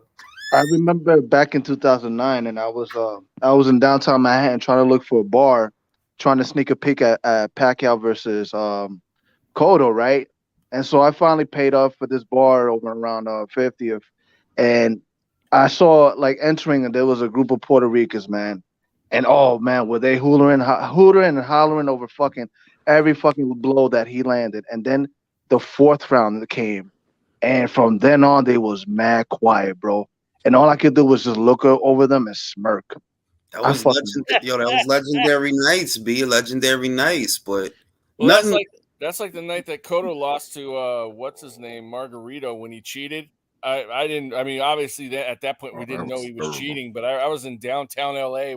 I happened to walk by a bar and see it on the TV screen. And I was in amazement because I saw Cotto all bloody and messed up. I was like, no. That was legendary. Yeah. But for me, that was one of the more legendary nights when Manny got knocked out. Nothing against Manny because it wasn't about him. No, but it was the way. You remember when he got dropped early in the fight? Yeah. Remember when he got dropped early in the fight out of nowhere? Man. I was like, oh shit. Yeah, man. What about Jules? He ran into that, man. Yeah. What about when Rahman starts Lewis? I was fucking shocked too. That shit was crazy. I wasn't shocked because it was conditioning for me. Remember, America thought that Lennox got a glass jaw. In hindsight, that was wrong. Like, no, Lennox didn't have a glass jaw. You know what I mean? But I remember that at least the feeling amongst the circle of people that I knew, they thought of Lennox as being, technical and fragile because of the McCall fight. He got knocked out. He got a glass jaw. Da. So when Rahman did him, it was like, oh, that's regular for you. For whatever reason, I just didn't like Lennox, you know what I mean? Because he was some English guy. Like, this English guy, man, where he found him at? Lennox always had a pattern, though. He if he lost to somebody, he always got like knocked out or TKO'd in the first fight, and then in the second fight, he'd come back and just obliterate him. Yeah. He did it to McCall. He did it to Rockmore. But I remember when he got knocked out, when he boop, I wasn't surprised. I remember I wasn't surprised. Like, yeah, that's what be happening to you. You know Were there a lot of Lennox fans in the U.S. around that time? Not around me. That's all I could. You know, No, we you hated know what ticked me off was the night that Chavez got rocked by Frankie Randall, and when he lost that fight. I was so mad. I mean, that was respect to Frankie Randall, man. I mean, he did the work and did the job, but man, that made me so mad because Chavez was like my favorite fighter. If Bud ever fights Spence, I want to be in a bar in Dubai to see how they'll react. Like, bro, how Spence fans will react. I want to be in DeSoto, Texas when he lose. You won't get out of that. Yeah, I want to be at an AA meeting in DeSoto, Texas. Can you imagine being a Bud? Imagine being a Bud fan in a Dallas, Texas bar, and he's getting his ass whooped. That would not end well for you. Oh my God, that would be so glorious. Let me read the super chat. They like to quote the Espinoza interview, but never mention that he said a lot of points Bud made in negotiations were never addressed, and somehow blamed Crawford for negotiations creeping along. Moreover, I'm supposed to treat Stephan Espinoza's word as gospel? Really? That's just his side of the story, which I don't believe anyway. I don't believe anything Stephan Espinoza says. It's just like McGregor said. That dude is a fucking and I don't like McGregor, by the way. But yeah, Espinoza's a fucking weasel, bro. He's a fucking weasel. Famously honest. I mean, you see how, and I like Espinoza. Our schools have a rivalry, so I just give him shit. But I'm like, bro, you talking somebody that reads SEC filings for a living. Like, come on, bro. Just stop bullshit, bro. Espinoza versus Adam Smith. That was the name of the group, Boxing Knowledge, on Facebook. That was the name of the, and it was like 100,000 people in that fucking shit, yo. It was a madhouse, especially during Maypac, and I don't know, man. Like, I would see people argue, the guys that like Floyd, they'd be arguing with the guys that like Manny, and then the guys that like Manny, they'll get to the point, and I'm not lying on God, on my kids. They would start posting pictures of doodle. Like, they would stop talking and they would just start spamming doodle pics. And I was just, because I was new to Facebook groups. So I didn't even know what the fuck, like, why they keep spamming doodle pics. And to this day, I don't know why they was doing that. They'll stop arguing after a while. The Floyd fans will be going at the Manny fans. And then the Manny fans, they'll literally just start posting pictures of doodle in toilets. That's literal shit posting. On us is the strangest shit I ever. So I'm like, why is he posting all these doodle pics? And you remember how Facebook break down? Like, it'll be a post and mad motherfuckers arguing and that shit, and it'll be a whole thread of just feces. Never ending. Like, yo, what is this shit? Like, bro, is this even about boxing anymore? And I wouldn't get in the middle of that shit, bro. Like, look, man, I'm picking Floyd, and that's it. That's all I know. I think Floyd gonna win the fight. That's all I know. You know what I mean? But getting it back to the top, we are the great reset's happening faster than we thought it would. Oh, I think it is. I think it is because you seeing Tony Harrison going to Australia. If Stephen Fulton actually does end up going to Japan, that's the great reset where you start to realize, yo, the money is not over here. So if you want money, you got to travel. The days of being overpaid, them days is over. It's a wrap for that. Ain't nobody trying to just give you 7 figures out here. So you're going to have to work for your money. And the best boxing right now is happening outside of America. Like, for example, Bivol deserves to be, if it can't be in Russia because of the bullshit sanctions that everybody's trying to be a fucking virtue signal. Bivol versus fucking Beterbiev should be in Dubai, where at least Russians can go. I mean, to me, it makes more sense for Eddie to do the show because he could take it to an international stage, whereas I don't really know what Bob would do with that fight. That's really not yeah, you could probably do it in Vegas, but be real. 2 Russians fighting in America? Come on now. That's a fight for Abu Dhabi. That's a fight for Dubai. That's a fight for Saudi. Put some money in those boys' pockets for the effort they putting in. That shit don't belong over here. Come on now. Like, really, though, that shit don't belong over here. And it's not me being mean or nothing, but you got to be real. You did Vosdick versus Beterbiev, and damn near nobody watched that shit. And it was a great fight, but damn near nobody watched that shit. And where y'all did it? In Philly? What the fuck? Will Putin pay for that fight? You think Putin might pay for that fight? I mean, I think he would, but it's. That's interesting. You feel? But I don't see. This is the thing. Look, this is why I say Abu Dhabi is Saudi. It's a great fight. I want the guys to get paid. Why? So that the other guys see, okay, when you fight the best, you could get paid, and it sets that example for the next generation of young fighters. That look, as long as you're willing to fight the best, win or lose, you'll make money in the sport. That's the message that you want to get across for the next generation of fighters. So I would prefer that it happen on the biggest stage possible for the most money possible so that the young fighters see that and don't shy away from a challenge. Don't be afraid to lose. People still gonna fuck with you. They still gonna want to watch you. That's the message that the managers need to get. That's the message that the promoters need to get. They're like, yo, your fighter could lose and we still gonna watch his next fight so long as he puts up a fight and so long as he's willing to fight the best. Because what's going on now is Ramirez don't want to fight Prograis. Lopez don't want to fight Prograis. You know what I mean? Sucker shit. Like, bro, come on, B. Like, you better than that. Go in there and find out if you could beat him. You never know. Coach dropped off and said goodnight. I'll let you, coach. You know what I mean? You got two different guys ducking one man. Meanwhile, if Stephen do go to Japan, yo, my hat's off to him, bro. That's some real shit. That's some real shit. Going over there like, nah, I believe in myself. I believe I could do it, and I'm going. That's what the fighters need to see. That's what the managers and the promoters need to see. They're like, yo, stop protecting fighters, bro. You killing the audience. The audience that remains, they not going to stick around to watch you play it safe. Don't act like we don't know. You think you under the same risk with Comey that you would be with Prograis? Hell no. You think we stupid? That's a safe fight. And what's Lopez going to do? He going to sit on his hands till the summer? When after Ramirez beat Comey, what he going to do? What he about to do? Because he the one that was talking that fly shit. Bro, Rick is going to realize that more people are going to show up for Sinisa than Jose. For real. For real. You know what Hey, I mean? so Like, what's up with Jose Ramirez, man? Who's he going to be fighting? He's fighting fucking Comey, bro. Oh, boy.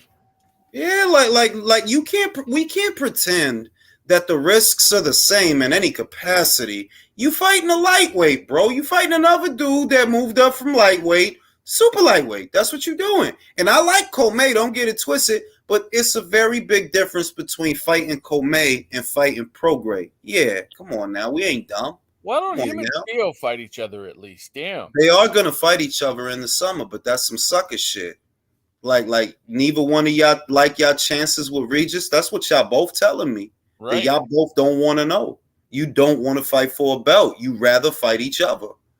Hey, Jules, is Josh still number one at 140 as of right now today? You know what the funny shit is? Depending on which ranks we talking about, I think Ring Price still got him. I'm not sure, so don't quote me. But I think Ring probably still got him at number one. That's wild. Do we feel like he's still number one? Nah, to me, if we gonna go off the feelings, which I normally don't do. You know. In my opinion, the number one super lightweight is Regis Prograis. Because he regained the title. He's a two-time champion. And he it's like he beat Kirill Rillick for the WBA. He beat Jose Zepeda. That's a good scalp. He beat Julius Longdongo, a former champion. And because the fight with Taylor was so close when he had it, for me, he's number one. Like, Josh can't be number one right now. Like, I know he accomplished and all that, but my feeling is, bro, if you don't beat Catterall, nah, B, like, nah. It's just, even if he do beat Catterall, if he was to run it back with Regis this time, I'll pick Regis, bro. Regis will knock him out. I pick Regis too. Regis will knock him out. Like, he can't. Because the other shit is he not even active like that. He only fought once, and that was last year. They talking about doing the Catterall fight in fucking June, bro. That's half the year going right there. Half this year. That's when they gonna do that shit. Like, nah, son. He can't be nothing. Is he the biggest fighter at 140? What you mean? As far as size, just overall frame. Overall size? I mean, is he the biggest fighter at 140? It's like Jose is big too. Jose is big too. Jose like 5'10" at 140. That's big. Look that big against Regis though, as much as Taylor did. It seemed like Taylor looked bigger. I'm gonna say, look, the biggest guys that I see at 140 in terms of just sheer size and frame. One is Josh Taylor, definitely. The other is Jose Ramirez, and the other is Arnold Barboza. Arnold is like 5'9", 5'10" at 140. That height and that frame for that division, that's big. 5'9", 5'10" at 140. Like Regis is not a tall person. He just stocky, but he not a tall person. You know Teofimo ain't big. Motherfucking the Dominican kid, Puello, he ain't big. What's Ramirez, 5'10"? Ramirez is like 5'10", 5'11". Yeah, he's big. That's big. That's big for you to weigh Huge 140, bro. Yeah, that's huge at 140. Fucking huge for you to weigh that, bro. So I would say the three biggest guys is Taylor, Ramirez, and Barboza. That in terms of just state frame, like, yo, you mad big for this division. You know what I mean? But Yeah. Regis beat all them dudes, so that height and that size really don't matter.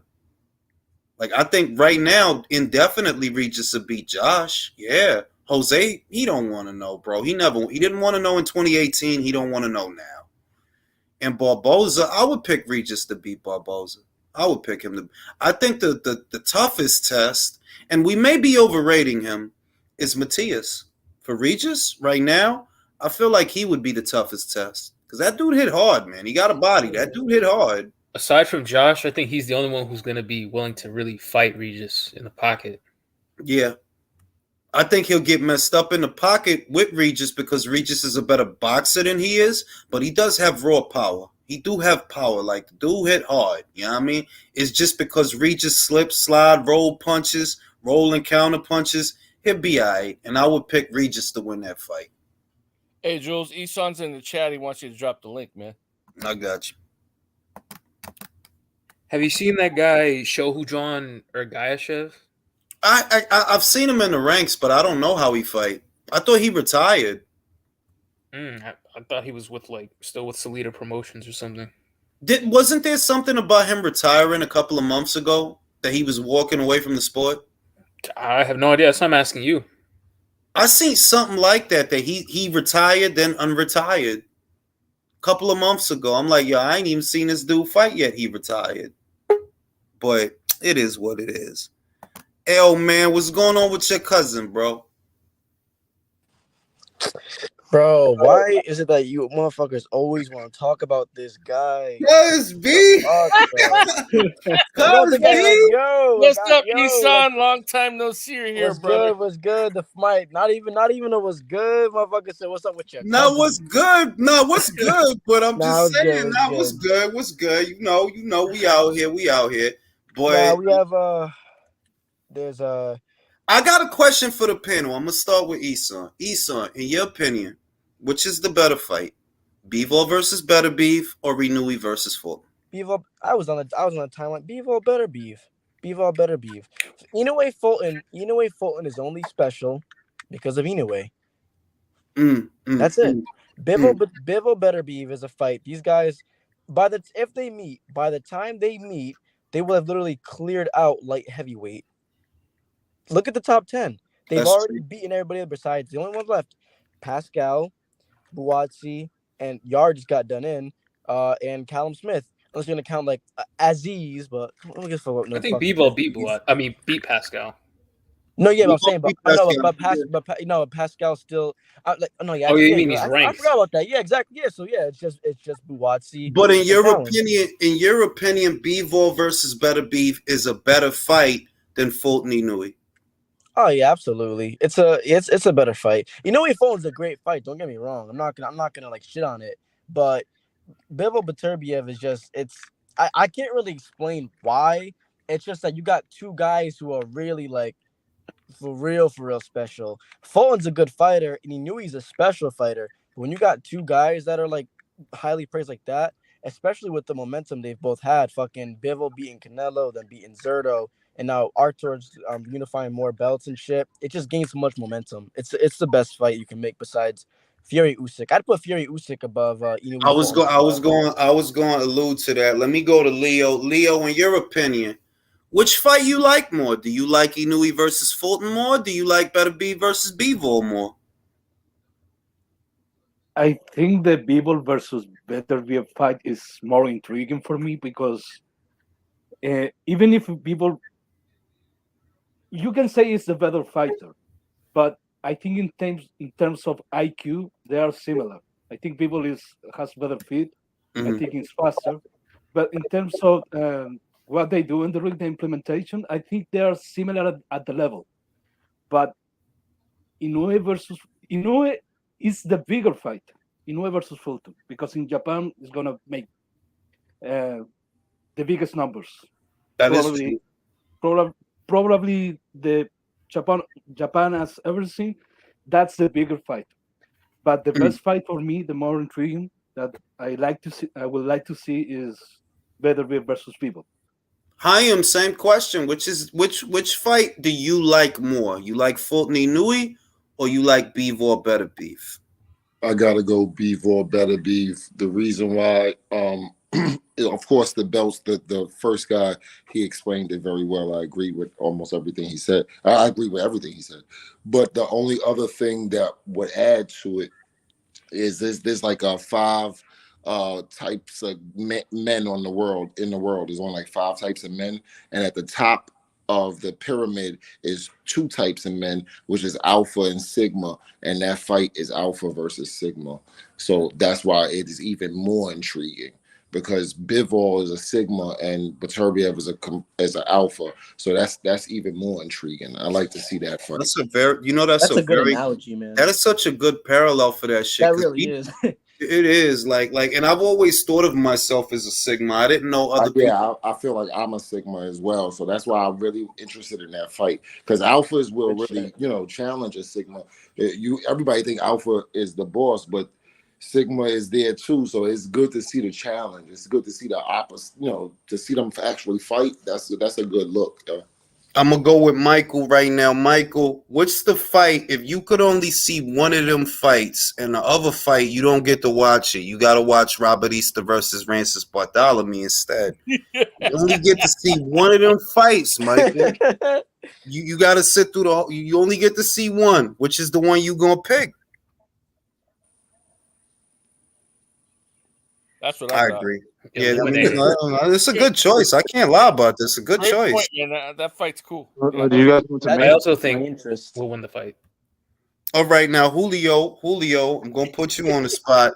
In your opinion, you can only watch one of them fights. You can only see one. You get to be there. You get to watch it. Which one would it be? Well, Better be Bivol, because that's the actual 50-50 fight. I think Inoue's gonna beat Fulton. I mean, it's a great fight, but Inoue's gonna win. So, yeah. Country, same question. I'm going against the grain, bro. I think I really want to see. I like both fights, but I really want to see Inoue versus Fulton. Undisputed against undisputed. How can you? I mean, they're both complete fighters, complete package. Fulton ain't undisputed. No. Fulton ain't undisputed, bro. Yeah. He's unified. He never unified 122. That's why I like my bad. My bad. But either way, I think I really think that's gonna. Well, I want to see that fight, but I also want to see Better be even Country, I'm gonna put you on the spot now. I'm gonna make it worse. Now you got to make a decision, okay? Not only do you have to choose, you don't get to see the other fight. You don't get to see it. I don't even get to see the replay. Wait. No, wait. I'm not done. You don't get to see the fight. The 2 fights I'm talking about is Better be Bivol versus Usyk Fury. Nah. Yeah, you don't get to see the other fight, bro. Nah, you saved that one for me, didn't you? You saying you gotta pick one? You gotta pick one. You don't get to watch the other one. Oh, you don't get to watch the other one. Yo, that's crazy. You know what? Y'all gotta decide, bro. If you had to do that, didn't you? You son of a bitch. I had to, yo. I gotta make it hard. I gotta make it pause. I gotta make it difficult. Yo, Julius, I'm thinking about it. I'm actually torn. I'm sitting on my bed like, fuck, bro. You can't, you don't get to watch the other one, bro. You don't get to watch. Go ahead, Fury, man. Man, you can't do that. I can do it, and I did it. Which one is it gonna be? It's really hard to pick, though. It's really hard to pick. Man, you know what? This is easy, guys. Come on. For me, it's easy. Like, I made my mind up already. Yeah, there's nothing like heavyweight boxing. What? If I have to, I want to see Fury and Usyk, man. But damn it. Yeah.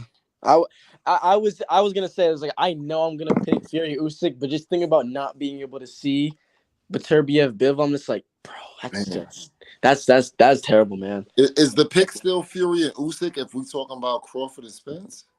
Fuck Crawford, bro. I got See, but I'm not interested because I know Crawford's gonna win. There's no wait, Julio. I got. Let me just get your official answer. Let me get your official answer.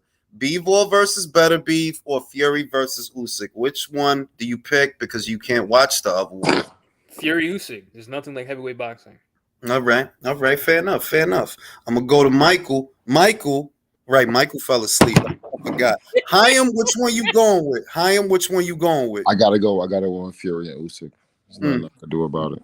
What is it about that fight that sells it to you more than Better Beef Bivol? I think is the challenge.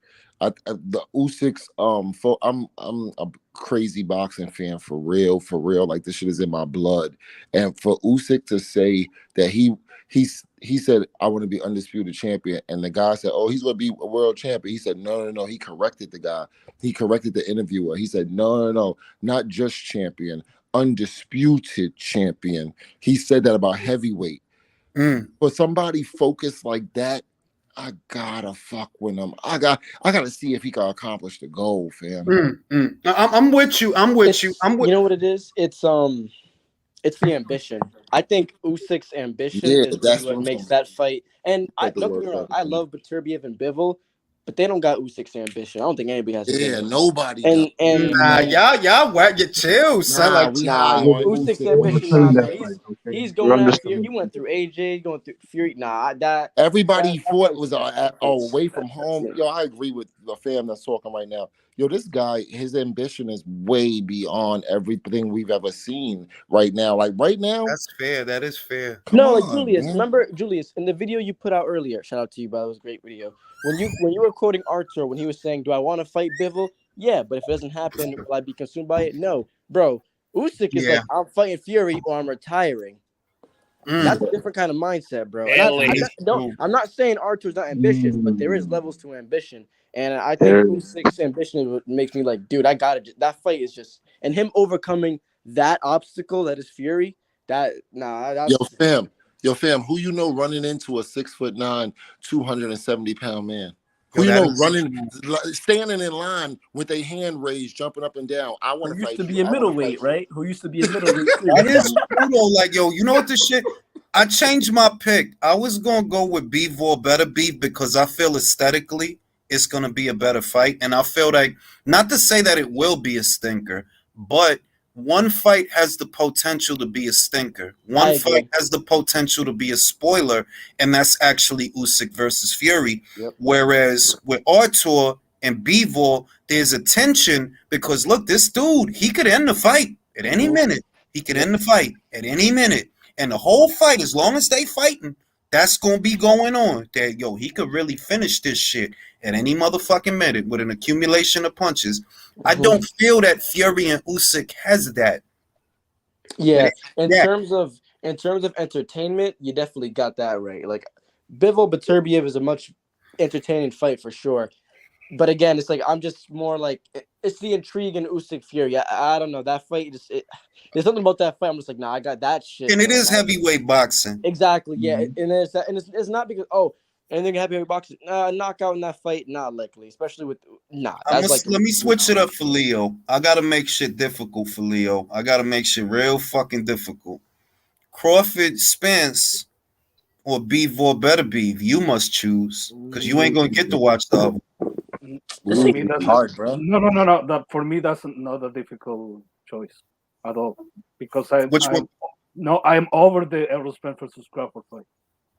And look, someone before yesterday, they talk about Errol Spence, Terence Crawford being like Marvin Hagler versus Sugar Ray Leonard. I disagree. I disagree because Errol Spence doesn't give a fuck really about Terence Crawford, and Terence Crawford doesn't give a fuck about Errol Spence. That's true. Errol Spence thinks that's true. Errol Spence thinks this guy is a bum, it doesn't generate money, and Terrence Crawford thinks Errol Spence is a bomb with no legacy. So both Errol Spence is interested in the money, and Julius is Terrence going. Crawford He's got a He good not point. he not going to look across that ring the way that Marvin and Tommy was looking. You remember how they was looking at each other? He's Yeah. not. No. Travis Terrence Crawford gonna look across that ring that way, but Man, Yeah, I, but I don't Crawford think we'll yeah, ever. yeah, I don't. yeah. I don't think we'll ever see another Tommy Marvin type thing ever again, no. man. And the other thing, Terrence Crawford doesn't really give a shit about Errol Spence. It's about the belts for him. He wants the chance to to become 2 times undisputed, and I get it. But when Sugar Ray Leonard went there to challenge Marvin Hagler, it was because Marvin. It wasn't the impression for me that it was about the belts. Yeah. It was Marvin dumped a few belts for that fight. Don't forget. Yeah. It He was was about beating Marvin. years. It was about Yeah. beating About Marvin. beating Marvin. Yeah. About beating him. Eason, same shit, yo. You Oh, even bro, get the, fuck Crawford, bro. I love Bud, but I don't care no more. Bivol, and to me, Bivol Beterbiev, I've been saying this for years. That fight's always been better than Crawford Spence to me. In terms of like it's always been more competitive. It's always been a better fight because I think it's just like Fulton. I think one of those fighters is special. Bud, Errol's good, just like Fulton. He's good, not special. And again, Bivol Beterbiev is just too. I Eason, and let me shit on you then. Spence Crawford or Inouye Fulton? Inouye Fulton. That's the one you gonna watch. Wait. Okay. Oh, so I can't watch the other? You can't watch the other one. You got to hear about it, but you don't get to watch it. Spence Crawford, because I'd want to watch Crawford knock his eye out. I want to watch Julius. I want to watch Terrence. I want to watch Terrence switch to southpaw and clip Errol with the uppercut and loop in right hand, and just his eye just goes flying out like Floyd's tooth did. Let me go to Villain. Villain, you only get to choose one. You can't watch the other fight. It's either you get to watch Spence versus Crawford, or you get to watch Inouye versus Fulton. Which one you gonna watch? It's like the girl you've been chasing for years that you always wanted to get in bed. That's how I feel that fight is. I just want to see the end. I wanted to get there, so I got to go with Crawford because Crawford Spence. I want to see Crawford have the opportunity. Even I don't care. Even if Spence wins, I'm a Crawford fan, but if Spence wins, at least someone gets to go undisputed. I think that would be a long over marinated fight, but it would be great to see Bud. He would silence boxing Twitter. He would silence Facebook. He would silence a lot of content creators if he was to go undisputed in 2 weight classes. I think that would have more of an impact from a historical standpoint. So I would want to see that fight, even though I think the other fight probably would be a better matchup. I still think I'd rather see the chance of history. I agree with that. Let me shit on you. Usyk Fury better beat Bivol. You got to choose. You don't get to watch the other one. That's easy. That's an easy. I want to see Usyk, and the reason I want to see Usyk again, same concept. You could make a movie. I mean, like a real life Rocky movie about Usyk, a guy who went on the road multiple times, won all his championships. He went through the cruiserweight. He was dismissed by many people in boxing. He goes in, he beats a Wonder Boy, nice guy, and Anthony Joshua beats him twice. He can go cruiserweight, now go up and beat what a lot of people deem to be the best heavyweight champion currently right now in Tyson Fury. He likely has to go on the road again and has to win undisputed on the road, back-to-back undisputed. Heavyweight. We haven't had a heavyweight undisputed champion in 20-something years. So for me, that's an easy answer. I want to see that fight. I probably want to see that fight more than any fight in boxing right now, personally. Right. Hey, real quick. Rest in peace, Cindy Williams. She passed away from Laverne and Shirley. Oh wow. Oh, Mike, rest in peace to her. Yeah. Let me go to Virtuoso. Virtuoso, you got to pick one because you don't get to watch the other one. It's either you watch Errol Spence versus Crawford or Inouye versus Fulton. Which one's gonna be? I'm gonna go with Inouye Fulton just simply because Spencer Crawford is not gonna happen. Come on, no. In this, don't do that. In this multiverse, it's happening, but you got the pick, bro. You don't get to watch the other one. Go next. I mean, damn, yo. Rich also trying to slide out easy. Come on now, you got to choose, bro. You got to make a decision. You can't ride the fence. I wouldn't be remiss, really, if it doesn't happen. But like, okay, I'll go for fucking Spence Crawford. All right. I want to see the Dallas Parrot die, man. Fuck it. All right, now next one. It's either you gonna watch Usyk versus Fury, or you gonna watch Bivol versus Bivol, or better Bivol, but you can't watch them both. Which one is going? You know what? It doesn't matter who I pick. Whether I pick fucking Bivol versus Beterbiev or Fury versus Usyk, I just want to see Alexis cry. Yo, facts, right? Because yo, in both those instances, the guys who I want to win would not be the top ranked guys, and Alexis would be crying. I would. Oh, that's great. That would be great. You know what this shit is? It's like, yo, he really acting like Fury is this top rank built fight, like, bro, like Bob didn't hopped on the wave. He literally just hopped on the wave. Exactly. When Fury came back, he had his 2 fights. Then he gets the fake draw at Wilder. Motherfuckers already knew he beat Wilder and he was that dude. Bob just said, "Oh, you know what? Let me hop in on this. Let me sign him." Yeah, that's all he did. I wonder if there's a shit British Fury. version of Alexis that loves Frank Warren. Man, like in a different string universe. Alexis is funny as shit though. Earlier, I saw somebody was talking about the Maxayo versus Figueroa fight, and they're like, "Oh, this is a great matchup." And Alexis was like, "This is what happens when you get 2 C-class PBC fighters." That's just fucking crazy. He's the king of shade, bro. That shit just had me. Yo, dying, I dude. seen He's that. funny I'm as like, shit, yo, bro. you know what it really was the timing, because it was like he was quick with this shit, like, he put the cool face emoji with the glass and the thumbs up. But you know what? If we gonna be honest, he not wrong. He not. No, and Julius, that's what made it even more fun. Like, yo, the motherfucker ain't even wrong, bro. Like, he not like Alexis. Bro, Maxayo got the 1-2 and the 1-2, and Brandon, like, Brandon is another Willie Nelson. You just tall for your weight. Remember Willie Nelson, that he was tall for the weight and he'll just lean in and throw punches. Like, he wouldn't, no jab, no boxing shit. He just big guy, lean in, throw punches. That's it. Like, Brandon is another Jarrett Hurd, basically. And again, he arguably beat Fulton. That's why I'm like, bro, all this, like, Fulton, good fighter, man, but all this, oh, it's 2 pound for, no, it's not. No, it's not. It's like, not. Like, again, Fulton is good. He's not even the best in his division. We don't know that yet. Can I ask you a question, Eson? Because I know everybody don't do pound for pound. Who has a stronger argument? Can Shiro Taraji or Stephen Fulton? Taraji? Yeah. What's your argument for Taraji? See, all right. Well, let me say what's against Kenshiro is the fact that he got stopped by Ibuki. That's because all European people argue this is, oh, he got stopped by an old guy. First of all, my man's coming off I think he got like an accident or some shit, and he had like a terrible cut. He got stopped. Then he eventually lost. And then he comes back and he fucking knocks out fucking what's the motherfucker's name?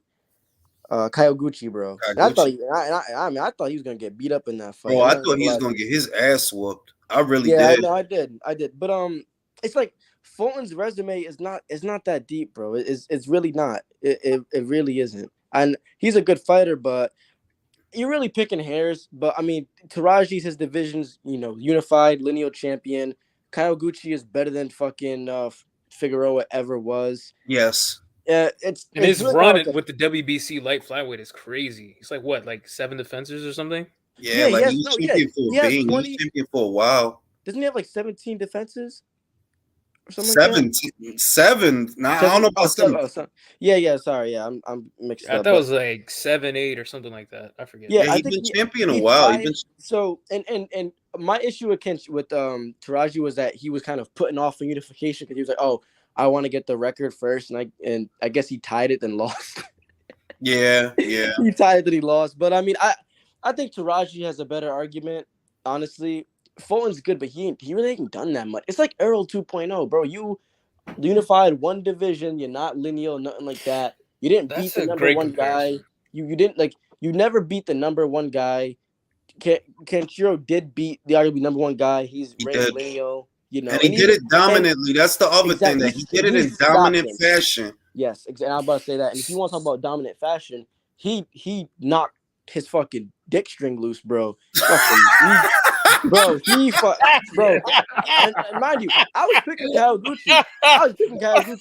But where'd you pull that one out of, man? Bro, Kenshiro was the fucking underdog. No, but it's facts. Like, anybody knew about that fight. Like, look, I went with Hiroto, and I really thought, Hiroto. Yo, right? Fucked him up, bro. Yo, them uppercuts. I was like, so when I see, but you remember how he was laying into him? He was just stepping into his shit. Move. He wouldn't leave him alone. Move. If it wasn't, and again, Bivol was fighter of the year last year, but that was probably performance of the year, bro. That probably was performance, bro. I gave it. I gave him that. I gave him that. Yeah, exactly, bro. That was a bro. I did not expect that because he beat and it's like for you to go into the fight. Remember, you going into the fight thinking, this dude is about to get cooked. And then he just whoops his whole ass from the. That was my whole attitude to the Joe Cordina fight, bro. Was that your knockout of the year? Nah, my knockout of the year was Caleb Plant because it was.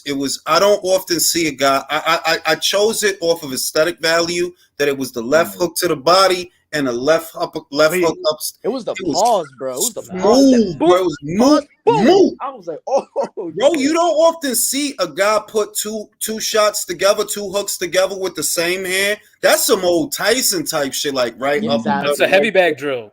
Yeah, yours was Caleb Plant. I wonder if he took part of that from the Book of Chavez. Bro, the form was like damn near like literally perfect. Yeah, you just don't see that often, bro. Like, Plant's not a puncher either. I was like, what the fuck?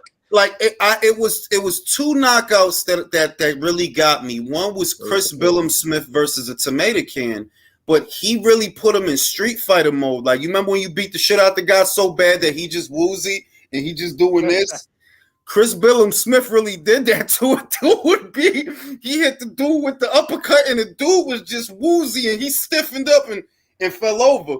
But then I seen Caleb shit. I'm like, nah, left hook to the body, left hook to the head. That's fucking beautiful, bro. So I gave it about hooks, bro. There's something about hooks, man. Them shits be devastating when they land, always. And the fact that he seized up, like, bing, I was like, nah, you don't often see that, man. And Jules, I gave it to Callum Smith.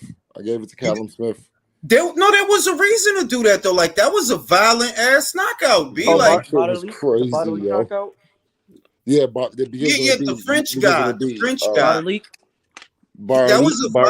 was a violent ass knockout, but for me, just off of the cleanliness of the knockout, that it was like moot.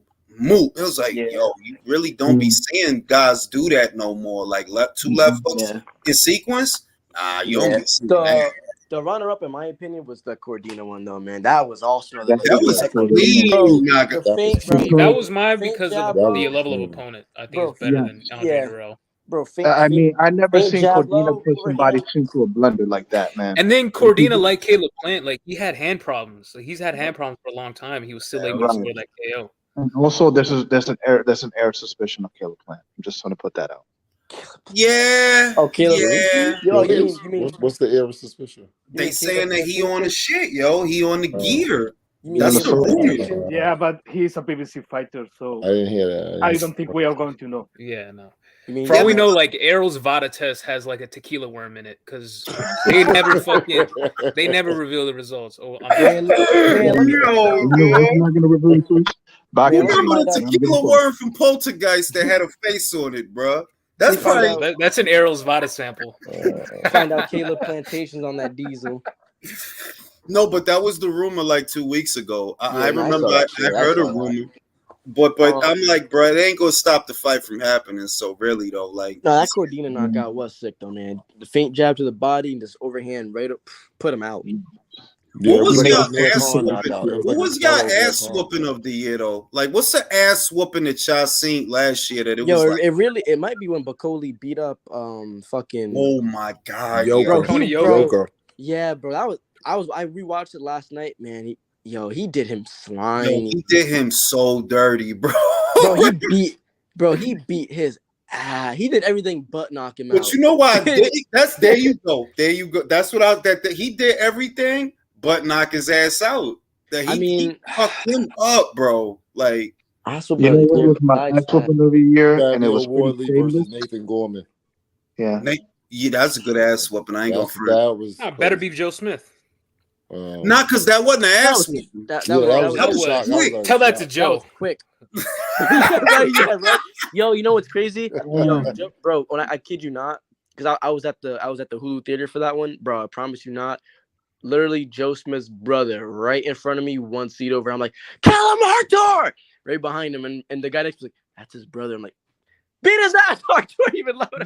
Yo, don't do it. Yo, you ain't shit. You don't do that. Yo, he looked distraught. I was like, I kind of feel bad because I know if that was Demetrius, man, I'd be fucking dead. Nah, but I'll tell you what, bro. Because Joe's fight ended so much faster than Yard's, like, Yard got hit. If you watch that fight again, I watched that shit again on Sunday. Bro, he got hit a lot. Like, a lot. His chin surprised me. And he surprised you, shit. And that was the best showing. That's the best showing he's had. I mean, that was a really, really great fight for him. I was very surprised. Yeah. Do you Joe Smith retired now? Did he? Nah. They talking about doing Smith versus Yard. Bro, that'd be a fun fight. I think Yard wins that fight though. That's CTE. I think Joe Smith wins that fight. No, I think Yard wins that fight. That's the CTE fight. That's the CTE fight. Somebody getting their pension that night. For real, somebody gonna be lobotomized by the end of that fight. Because it's like Joe still got a chin. Don't get it twisted. Joe does got a chin, but I mean, but it's like, man, I don't know.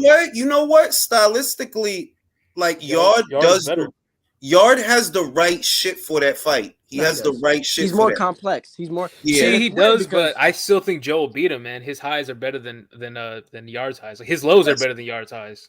But do you really think he could because Joe, it's not a lot to what Joe does. It's the 1-2 and then a couple of hooks on the inside, but it's really just the 1-2 coming in. You don't think Yard could deal with that? I mean, he possibly can, but Yard's lack of fundamentals is just like he's gonna end up getting hit with something. Smith got fundamentals? Yeah. Nah, but he has better fundamentals than Yard. He at least keeps his hands up. I would say so. I mean, that's a good fight, though, man. That's a real good fight, but somebody definitely gonna get a concussion in that shit. I would like to see. That's a good fight at 175. I would like to see Zerto and I saw Alex say Zerto and Smith. That'd be a decent little scrap. Zerto Smith would be a good fight. That's a really good fight. I would want to see Yard Zerto. I want to see that fight too. That's a really good fight. Smith versus Zerto. You know he about to fight Gabe Rosado, right? Oh my God, Gabe's getting passed down like a hoe, bro. Zerto, bro, Zerto, bro. Golden Boy is Zerto refuses to fight. They don't give a fuck over there, bro. Bro, Gabe is not even a Golden Boy fighter. He's just getting hoed out. Nah, but he over there. They be putting him in it. They put him in there with motherfucking Munguia. They put him in there. They put him in there with Mosley. How about Bekdamir? Yeah, back to Bully. When can we see him fight? Who can we see him fight? I would like to see Beck versus Berlanga. Yeah, not even. They gotta make that fight. If I had to pick a fight, Bekdamir versus Mabili. Bro, that's a Dragon Ball Z fight. CTE that's fight. Dragon Ball Z, bro. CTE fight. And Billy's gonna punish that dude, Beck. bro. I think people writing Beck off too soon, man. He got room for improvement. He's young. Not even writing him off, but when you get knocked out like that, you get knocked out like that. Remember a conversation about the Philly show? I saw him using that shit in his last fight. Oh, man, the Philly show, bro. The shit is, you could get knocked out, right? You could get knocked out, and it'll be alright. But you got knocked out like that by Gabe. Yeah. That's what make it like. And Gabe don't be knocking people out like that. So for you to get knocked out, it's like, nah, B. Beck just fought on Saturday. I saw him. You saw him use the fucking Philly show. You know what I'm saying? Oh my god! Look like he's cold. like he's trying to avoid getting sprayed by perfume or something. Hey, you know he's still throwing them leaping hooks that got his ass knocked out. He still throw them shits. Oh my god. That's how he got knocked out, throwing them leaping hooks. It's like when Timothy Bradley fought the Spanish kid. What's his name? Begins from a B. He literally said before the fight, "No one's gonna get knocked out here. We not knockout punchers." And he knocked the guy out to his body. the one that you know what I'm talking about? Brandon Rios. Brandon Rios. That's it. Brandon Rios. That's the name. Brandon. You remember that? He was a He literally fireman. said, "We're not gonna knock each other out," and then he went and knocked him out to the body. Because he was a fireman, bro. He had Teddy Atlas there. He was a fireman. Motherfucking Billy versus Gongora gonna be that's a good ass fight, bro. That fight damn near too good, bro. Like, y'all, did y'all really make that? That's a good ass fight. Great fight. I think Gongora gets knocked out though. We'll see. We'll see. Gongora hit hard, bro. I'm just saying. Yeah, he also keeps his hands a little low. Yeah. Who else? What's another one I wish? You know what I want? Arslanbek Makhmudov versus Jalalov. Oh, that's way too soon for them. That It nigga is, but it's like that's all these dudes. The dudes that got like K's and shit, like K's and V's and shit like that in their name. See, y'all need to understand something, B. Motherfuckers not gonna fuck with y'all, right? Because it's mad shit in your name. So you need to take the other guys that got like P's and F's and shit. Y'all need to fight them guys, bro. Because that would be a great fight, though. Like, look, you got Ditchko, you got Jalalov, you got Makhmudov. It's like, y'all gotta fight Ditchko Makhmudov. That's like Fred Flintstone versus Captain Caveman. Abner Ortega says that Berlanga is the cowardly lion. Bro, there are no good fights for Berlanga. Everybody beat him, bro. Who beats him the worst? That's what I want to see. Who ragged? If I had to put him, if I had to pick the right fight for Berlanga, right? No. This is the right fight for Berlanga. If I'm to villain shit, I would put him in there with Artur Beterbiev. Come on, man. I want to see the greatest ass whooping that has ever been whooped in their ass. He didn't leave teeth marks on his trapezius muscle, man. Come on. As soon as Artur does a foot feint, Berlanga's gonna just go on the ground. Now, a great fight that I know that we're not gonna get is Navarrete Lara. That would be a great. And they're fucking friends, bro. That makes it worse. Yo, did you see their sparring footage? You see their sparring footage? Nah, they were fucking They were, bro. Go look that up. I'll look that shit up. It wasn't too long, but from what you could see in it, Navo's doing the leaping hooks, the lead uppercuts that couldn't miss Lara. But when Lara was tagging him, man, you can hear them shits. Oh my god! Hey, I got a question for and Isan. Sparring gloves sound like rocks, and sparring gloves, bruh. Hey, Isan, how do you see Plant Benavidez going? Fuck, I don't. It's like, bro, we don't know Benavidez's level, bro. We don't. Thank you. But he does have. It's like he has what it takes to. There's something, bro. It's like. Do we really know Caleb's level? Enough to bro, like don't bring up Canelo. Like his performance against Canelo was terrible. He was in there just to survive. Yeah, exactly. But it's like, bro, Benavidez has the style for it. He has the pressure, but he don't hit that hard. He doesn't. But when Plant gasses out, and that big motherfucker. That's the main. You know that's the main shit for me. That I'm like, look, he could probably do okay the first couple of rounds, but when he gas out, he start getting hit round 7, 8.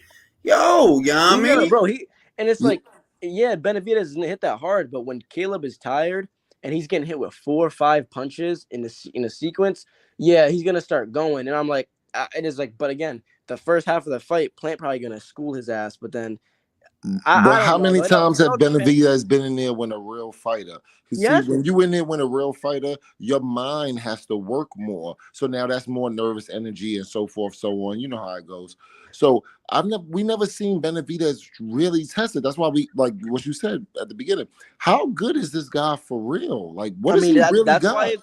That's why it's it's a fight that's too late. A few years ago they're both champions unbeaten. Now neither of them got fucking belts. That's the fucking PBC way, of course. But it's a good fight. I'm interested in it. But I do lean Benavidez only because that gas out part. I know Plant is for sure. And it's like if Plant wasn't if he wasn't notorious for gassing out and getting hit late, because bro Uzcategui had him like he hit him with a bunch of knives after like the fucking 7th round.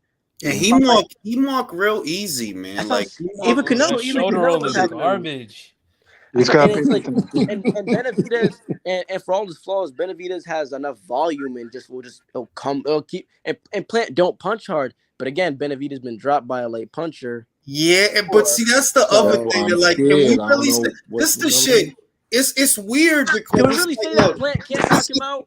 It's weird because it's like, yo, Benavidez didn't sleep Darrell. Plant did. So can we say that he can't punch though? Like we gonna say that again? It's like, can we really say that Plant don't have a chance to clip Benavidez? Darrell, bro. I think he can definitely clip Benavidez. Dude wakes up knocked out.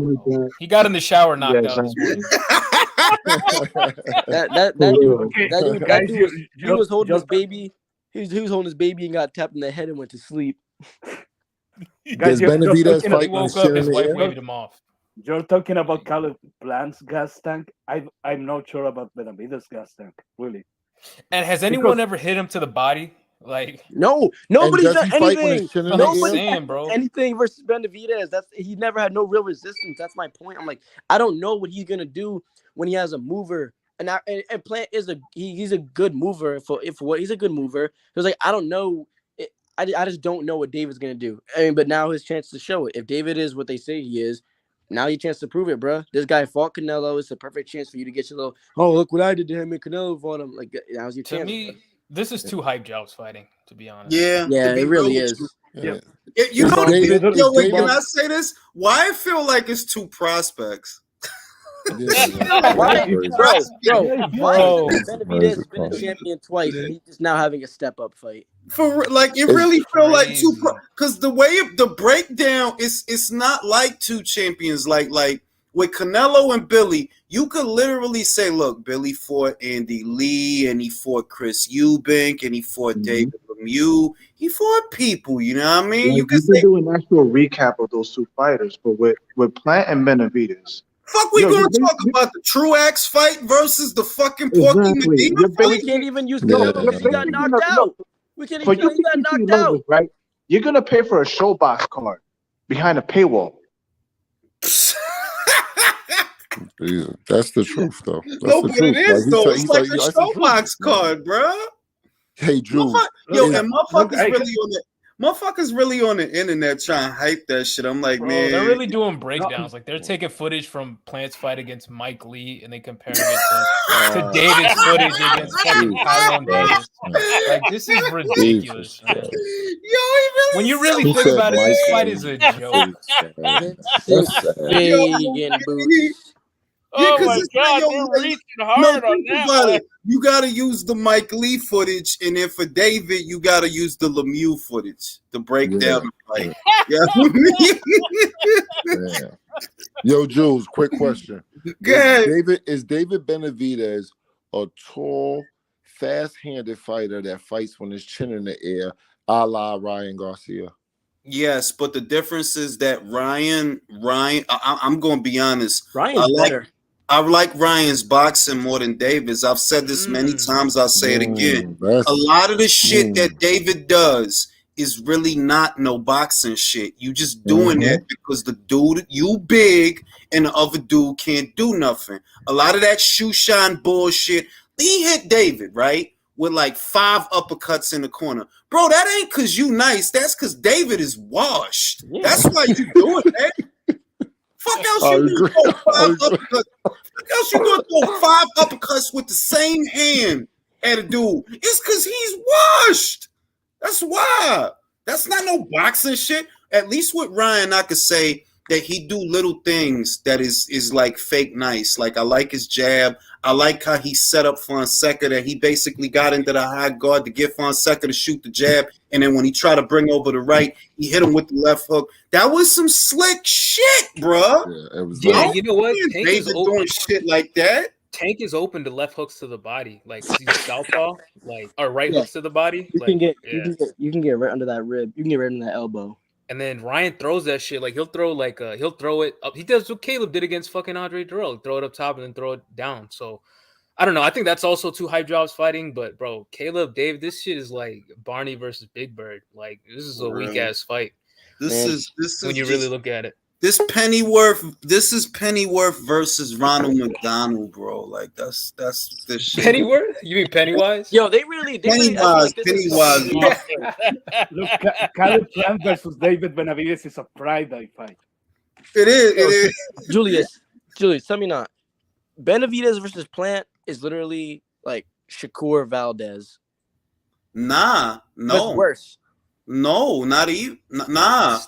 No, listen. No, I'm saying in terms of like if this was top rank, this would be below Shakur Valdez. Nah, because see, this is the thing. All right. First, with respect to Shakur and Valdez, right? They got squabbles. So even though stylistically we all knew Shakur was going to school that man, right?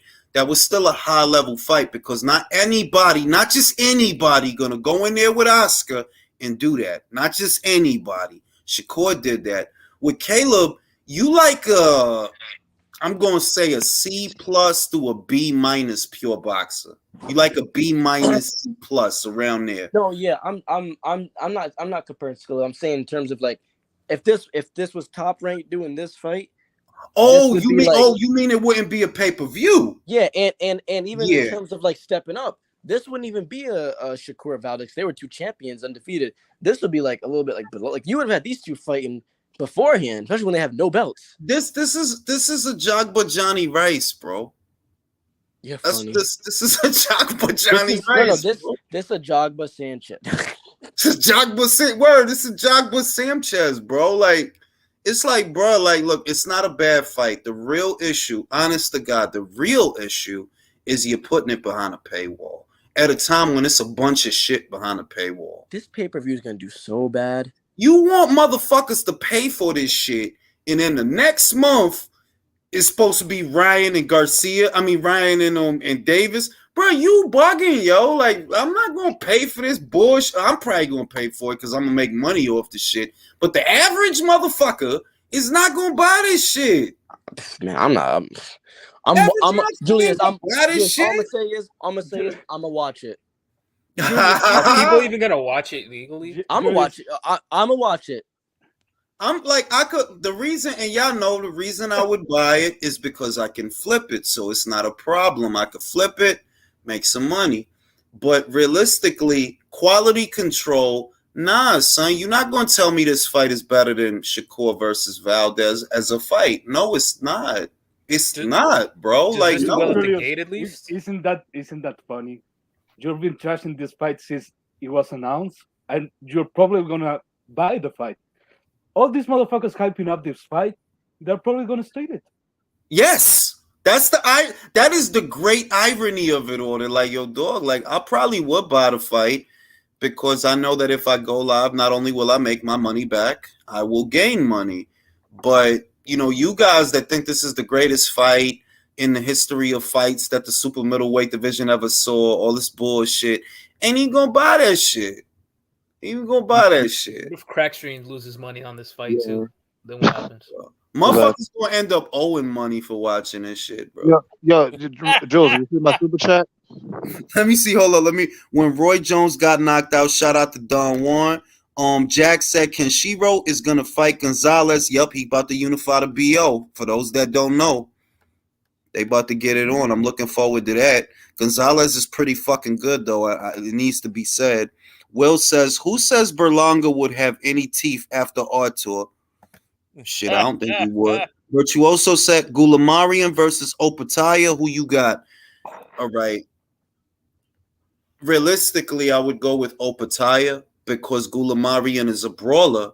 Opataya is a young guy, fresh guy, and his best punches is straight punches plus he is southpaw. So he's gonna stick him from the outside. There's gonna be squabbles at times, but I think that Opataya he would win that fight. I don't see Gulamarian knocking him out. Yeah, that's the knockoff. Better be Bivol. Is it Opataya a pure boxer? He's a cross between a box because he'll brawl in spots. Like he'll let him go in spots, but he box for the most part. That's what he good at. He box. He could get off clean shots from the outside. He's athletic. He's quick. He is southpaw. So more often than not, he gonna box. Whereas Gulamarian, he want to brawl. Yeah, I think Opataya boxes him to a decision. Like to me, this is like it's like when your mom says that she has better be Bivol at home. Gulamarian is the worst champion at cruiser, bro. He not the worst. Makabu is kind of. Nah, man, Gulamarian really is. Nah, Makabu is like, bro, you lost. You lost to Machunu both times, bro. Let's Makabuti ain't it, bro. Makabuti, yeah, Makabuti. Makabuti lost. If they fought, that would be a good fight, though. I ain't going for there. You go. That's a fight that I would love. Makabu versus Gulamarian. That's a brawl, bro. That ain't even a boxing match. That's just a brawl. Unfortunately, Makabu about to beat the shit out of Badu Jack. It is what it is. Because Jack ain't winning. The more I think about that fight, man, Jack, your old ass is not winning that fight, bro. He lost his last fight too, bro. Yeah, that Puerto Rican kid. I seen that shit. I was like, they got you in here with somebody now, huh? Man, Jack was phenomenal years ago, but geez, man.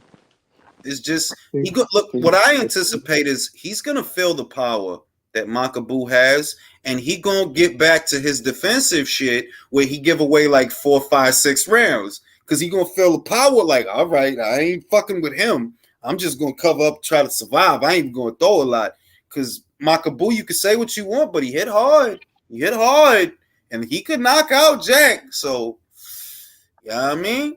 And then after that, I don't know what he gonna do, man. Because Makabu should have been unified. Like the money for you is in the unification matches, bro. You know what I mean? That's that Don King shit. For real, like Don just don't want to. Who promoting this shit? Right, this is on the undercard of Paul versus Fury. Who you got in that fight, Eson? I got Paul, bro. You got Paul for real? Yeah, I got Paul, bro. Julio got Tommy, bro. Bro, Tommy not a real boxer. He just is Tyson's brother, dog. You still feel that way, Julio?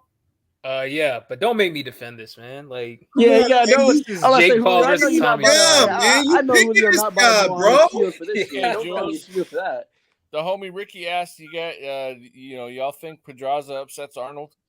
No, I think Arnold gonna beat him. No. Ask Ricky if he seen Pedraza last fight with Comey. Like, he on the back line, bro. He's not number 49. I think Barboza's gonna turn his brain into scrambled eggs, bro. Yeah, Barboza's gonna beat him. Yo, badly. Robesi Ramirez is gonna beat the shit. Oh, for sure. That's a knockout. Listen, he gonna fuck dog, and I fuck with Dog Bay, but he's gonna D-hole the shit out of Dog Bay. That's a KO. That's easy money. Yo, Dog Bay is the only motherfucker I've seen come off of like 4 controversial wins in a row and still get a big facts. The fucking P24 Diaz fight, Adam Lopez fight. It's like, bro, they trying real hard for you, bro. The other thing, Dog Bay takes a lot of punishment too, man. Robesi is gonna beat the shit out of him. Rotisserie is gonna fuck him up. Remember when Isaac used to say that Neho shit? Neho, bro. Neho. Dog Bay got a lot of heart, but Robesi, he gonna treat him. He gonna Michael Vick him, bro. Bro, every controversial decision that he win, his hairline get higher. The hair just move further to the back. I remember he was screaming Neho in Navarrete's face. Man, he got his ass beat. He never said that shit again. Navarrete fucked him up, bro. He never said that shit again. Bro, he said that shit since, bro. Bro, I love Navarrete, but I'm just so mad he never got a new meaningful fight at 26 after that. It's fucked up, bro. But at 30, and you know what's even worse is, of course, right when Venado Lopez becomes a champion and going back to Top Rank with a belt, this motherfucker's going up. I'm like, fuck's sake, man. For But real. hey, at least we'll get a IBFW. I wanted to see him at just beat the 126, shit out of man. Ray Vargas because I fucking hate him. I Ray wanted to see him beat the shit out of Leo Santa Cruz, bro. No. Leo Either face look like a gun. Tell me this don't look like Leo Santa Cruz face. It's just like Leo Santa Cruz face. He's Ecuadorian, bro. He's not. He looks like a used tire. Jesus Like all the tread on the tires done wore off. That's exactly. Leo. He looks like when a wet towel gets dry. You want him to whoop? crunchy. You want him to whoop Feels Leo's like that. ass for holding that title On that so long side and of not the fighting game. a mandatory. That's why. Man, Wood versus Lara. Who you got? Bro, that's a close fight. I hate to say it, but I got Bro, Lara late. That's a lot closer than people think, man. I don't give a listen, fuck. man. Like I fuck with Lee Wood for having that fight, but I got Lara, bro. I ain't dumb. I ain't dumb out here, bro. That dude, he gonna hit Lee Wood so hard. I don't feel good, Mr. Hearn. His hair. Yo, shout out to Lay, man, because you went through all this shit. You fucking got elevated. You finally got rid of Leo Santa Cruz. Now you about to get knocked out by Mauricio. He had every right to like take a victory lap. Honestly, he could have gone and fought Josh and been cooler, in my opinion. Could have took the keep busiest busy fights, and that'd have been cool, bro. Because Leo wasted your time. You coming off a fight of the year. It was a beautiful victory, great fight, upset win, and that's the second upset because the first one was Kansu. I'm like, bro, like chill. But yo, if you want to go to the hospital, bro, I'm gonna watch. Bro, listen, he's in my local shit. He's a plus 260 right now. So if he wins, that's 3 upsets in a row for him. Bro, You think he's gonna do it, Esau? No, but I'm gonna sprinkle a little something on him just in case. But shit, What do Rhode Island Powers tell you, Esau? Lee Wood is a live dog. Tap into the Rhode Island Powers, bro. I will say Lara either gets him early or Wood wins a close decision after getting hurt a bunch of times. It's the way that Lara throw punches and the sound they make. It's like a thunderclap. Bro, he has good timing. I just can't trust Wood to take them. Bro, you got dropped by Conlon. But you guys forget that Lee Wood is probably the second biggest puncher in the division, though. Dropped or not, this is what Lee got to do. If I could got a chin too. If I could, nah. If you could get Lara to throw one of them motherfucking huge ass shits, slip and counter, Lee hit hard enough to knock him out. He do. Yeah, and Ethan, it's not Lay, it's Lee because his alias is Lethal. All right, yeah. Bro, I don't know. That's a great, bro. I don't know. One of the motherfuckers getting knocked out. Yeah, somebody getting knocked out. It's gonna be bad. I think Lara gets the plate. It's not gonna be. Somebody getting knocked. It ain't gonna be late, Julio. Like it ain't. It's gonna be like soon as Mauricio get on his Mauricio shit, his Bronco shit. Yeah, bro. Because Bronco's gonna. This isn't like Better Be Smith. This is different. Bro, Bronco's gonna come. Bro, he got dropped early by Conlon. But Lara's not gonna be fighting like catching and shooting and countering like that. He's gonna be in his face. That is true, but at the same time, it's like he's not a defensive wizard to begin with, anyways. And once but in the fight, Lee Wood is gonna be the boxer. He would be. Does it go far? But he'll get into a brawl. Low key, and if he does get splattered, like if he gets splattered early, bro, Ben Davis's career is over. Yeah. Does the fight go 5 rounds? He's back at Lifetime Fitness, bro. Does the fight go 5 rounds? Yeah. Good question. I don't think Lee. You know what? I don't think Lay is gonna just trade with him. I don't think he's gonna just trade with him. I'm be real with you. God, I'm just being real with you. He would have to fight the fight of his career, of his life. Of his fucking bro, if he wins that fight, he's number 1 at 26. Bro, if he win that, if he he's really number 1 at 26. He got to fight the fight of his life for it to go 5 rounds.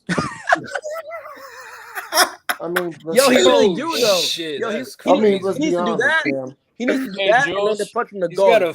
Ricky's asking if we know anything about John Baza. Nah. Bowser, he's a Puerto Rican kid. Ain't Bowser fighting this weekend? Yeah, he's fighting Richardson Hitchens. Yeah.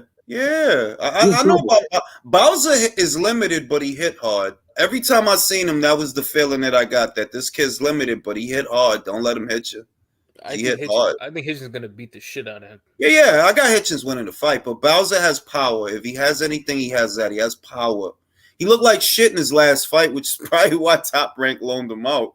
Like, yeah, just yo, get out of here, yo. Yeah, walking through Get out of here. Well, whatever happens, bro, I'm not trying to see. I just like going back to Lee Wood. Like, I'm not trying to see him like lose the belt to Conlon again, because then we're gonna see him fight Robesa Ramirez, and that's gonna be a snore fest.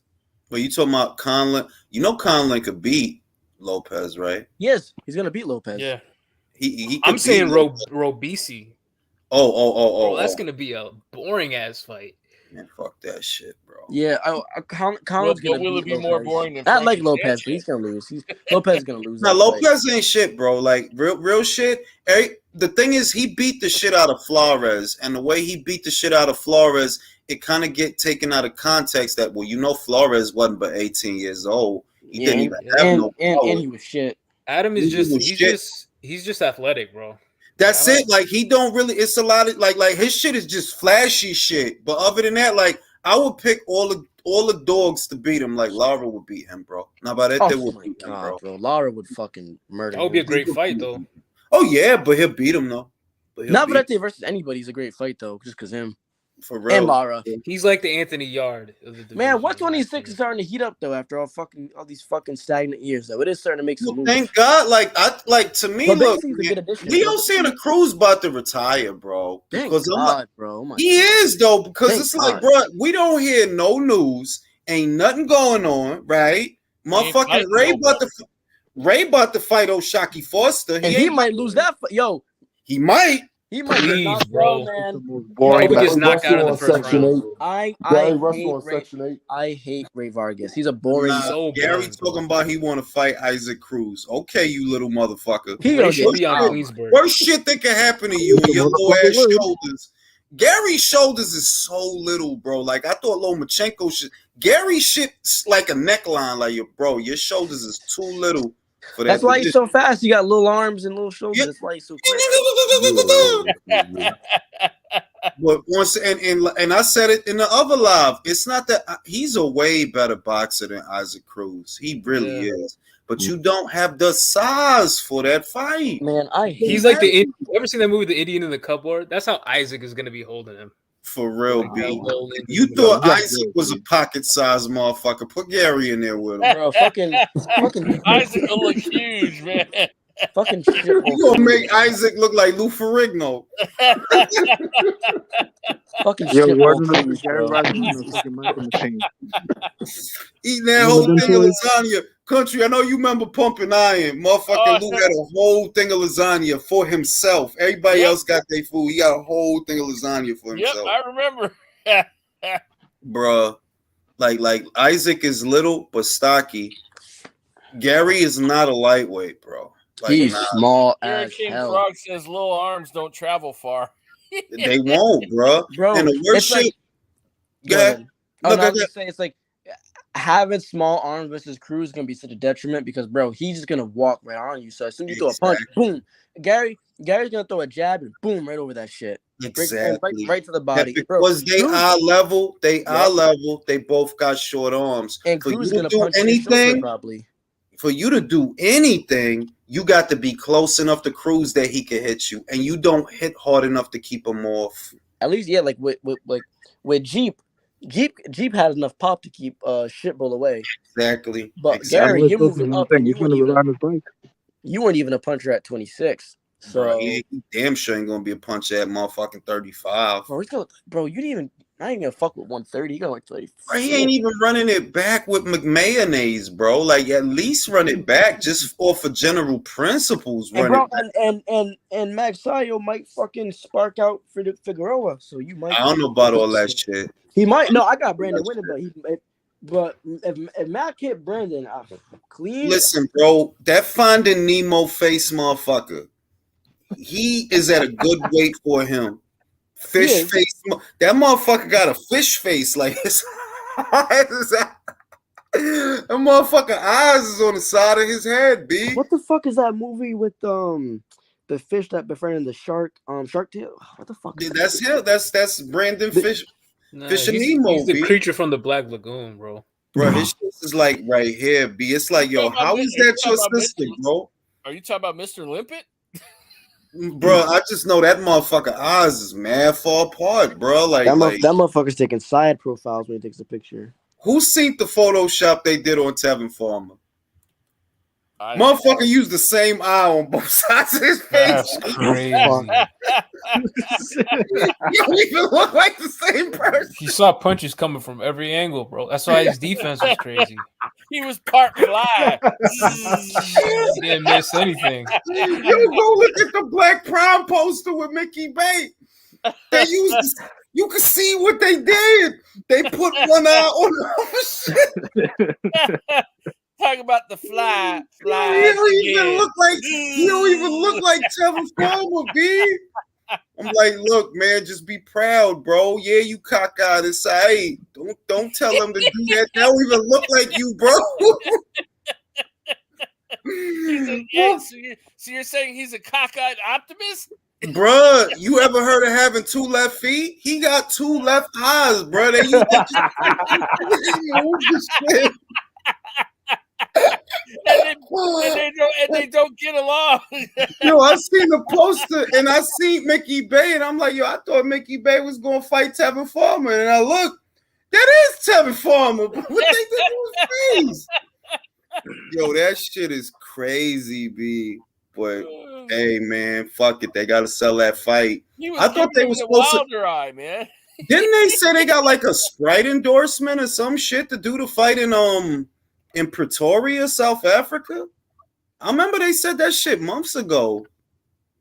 They had major financial backing. They got a Sprite deal to do the shit.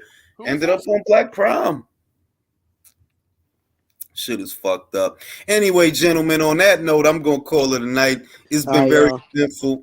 And for those that don't know, I will be going live for Serrano versus Cruz on Saturday, and I will also be watching Navarrete versus Wilson, so tune in for that. I'll see y'all on the next one. Hey, Everybody have a good night. Tomorrow, finally, a boxing motherfucking years. Have a good night, Jules. All right. Respect, Wave. Respect, man.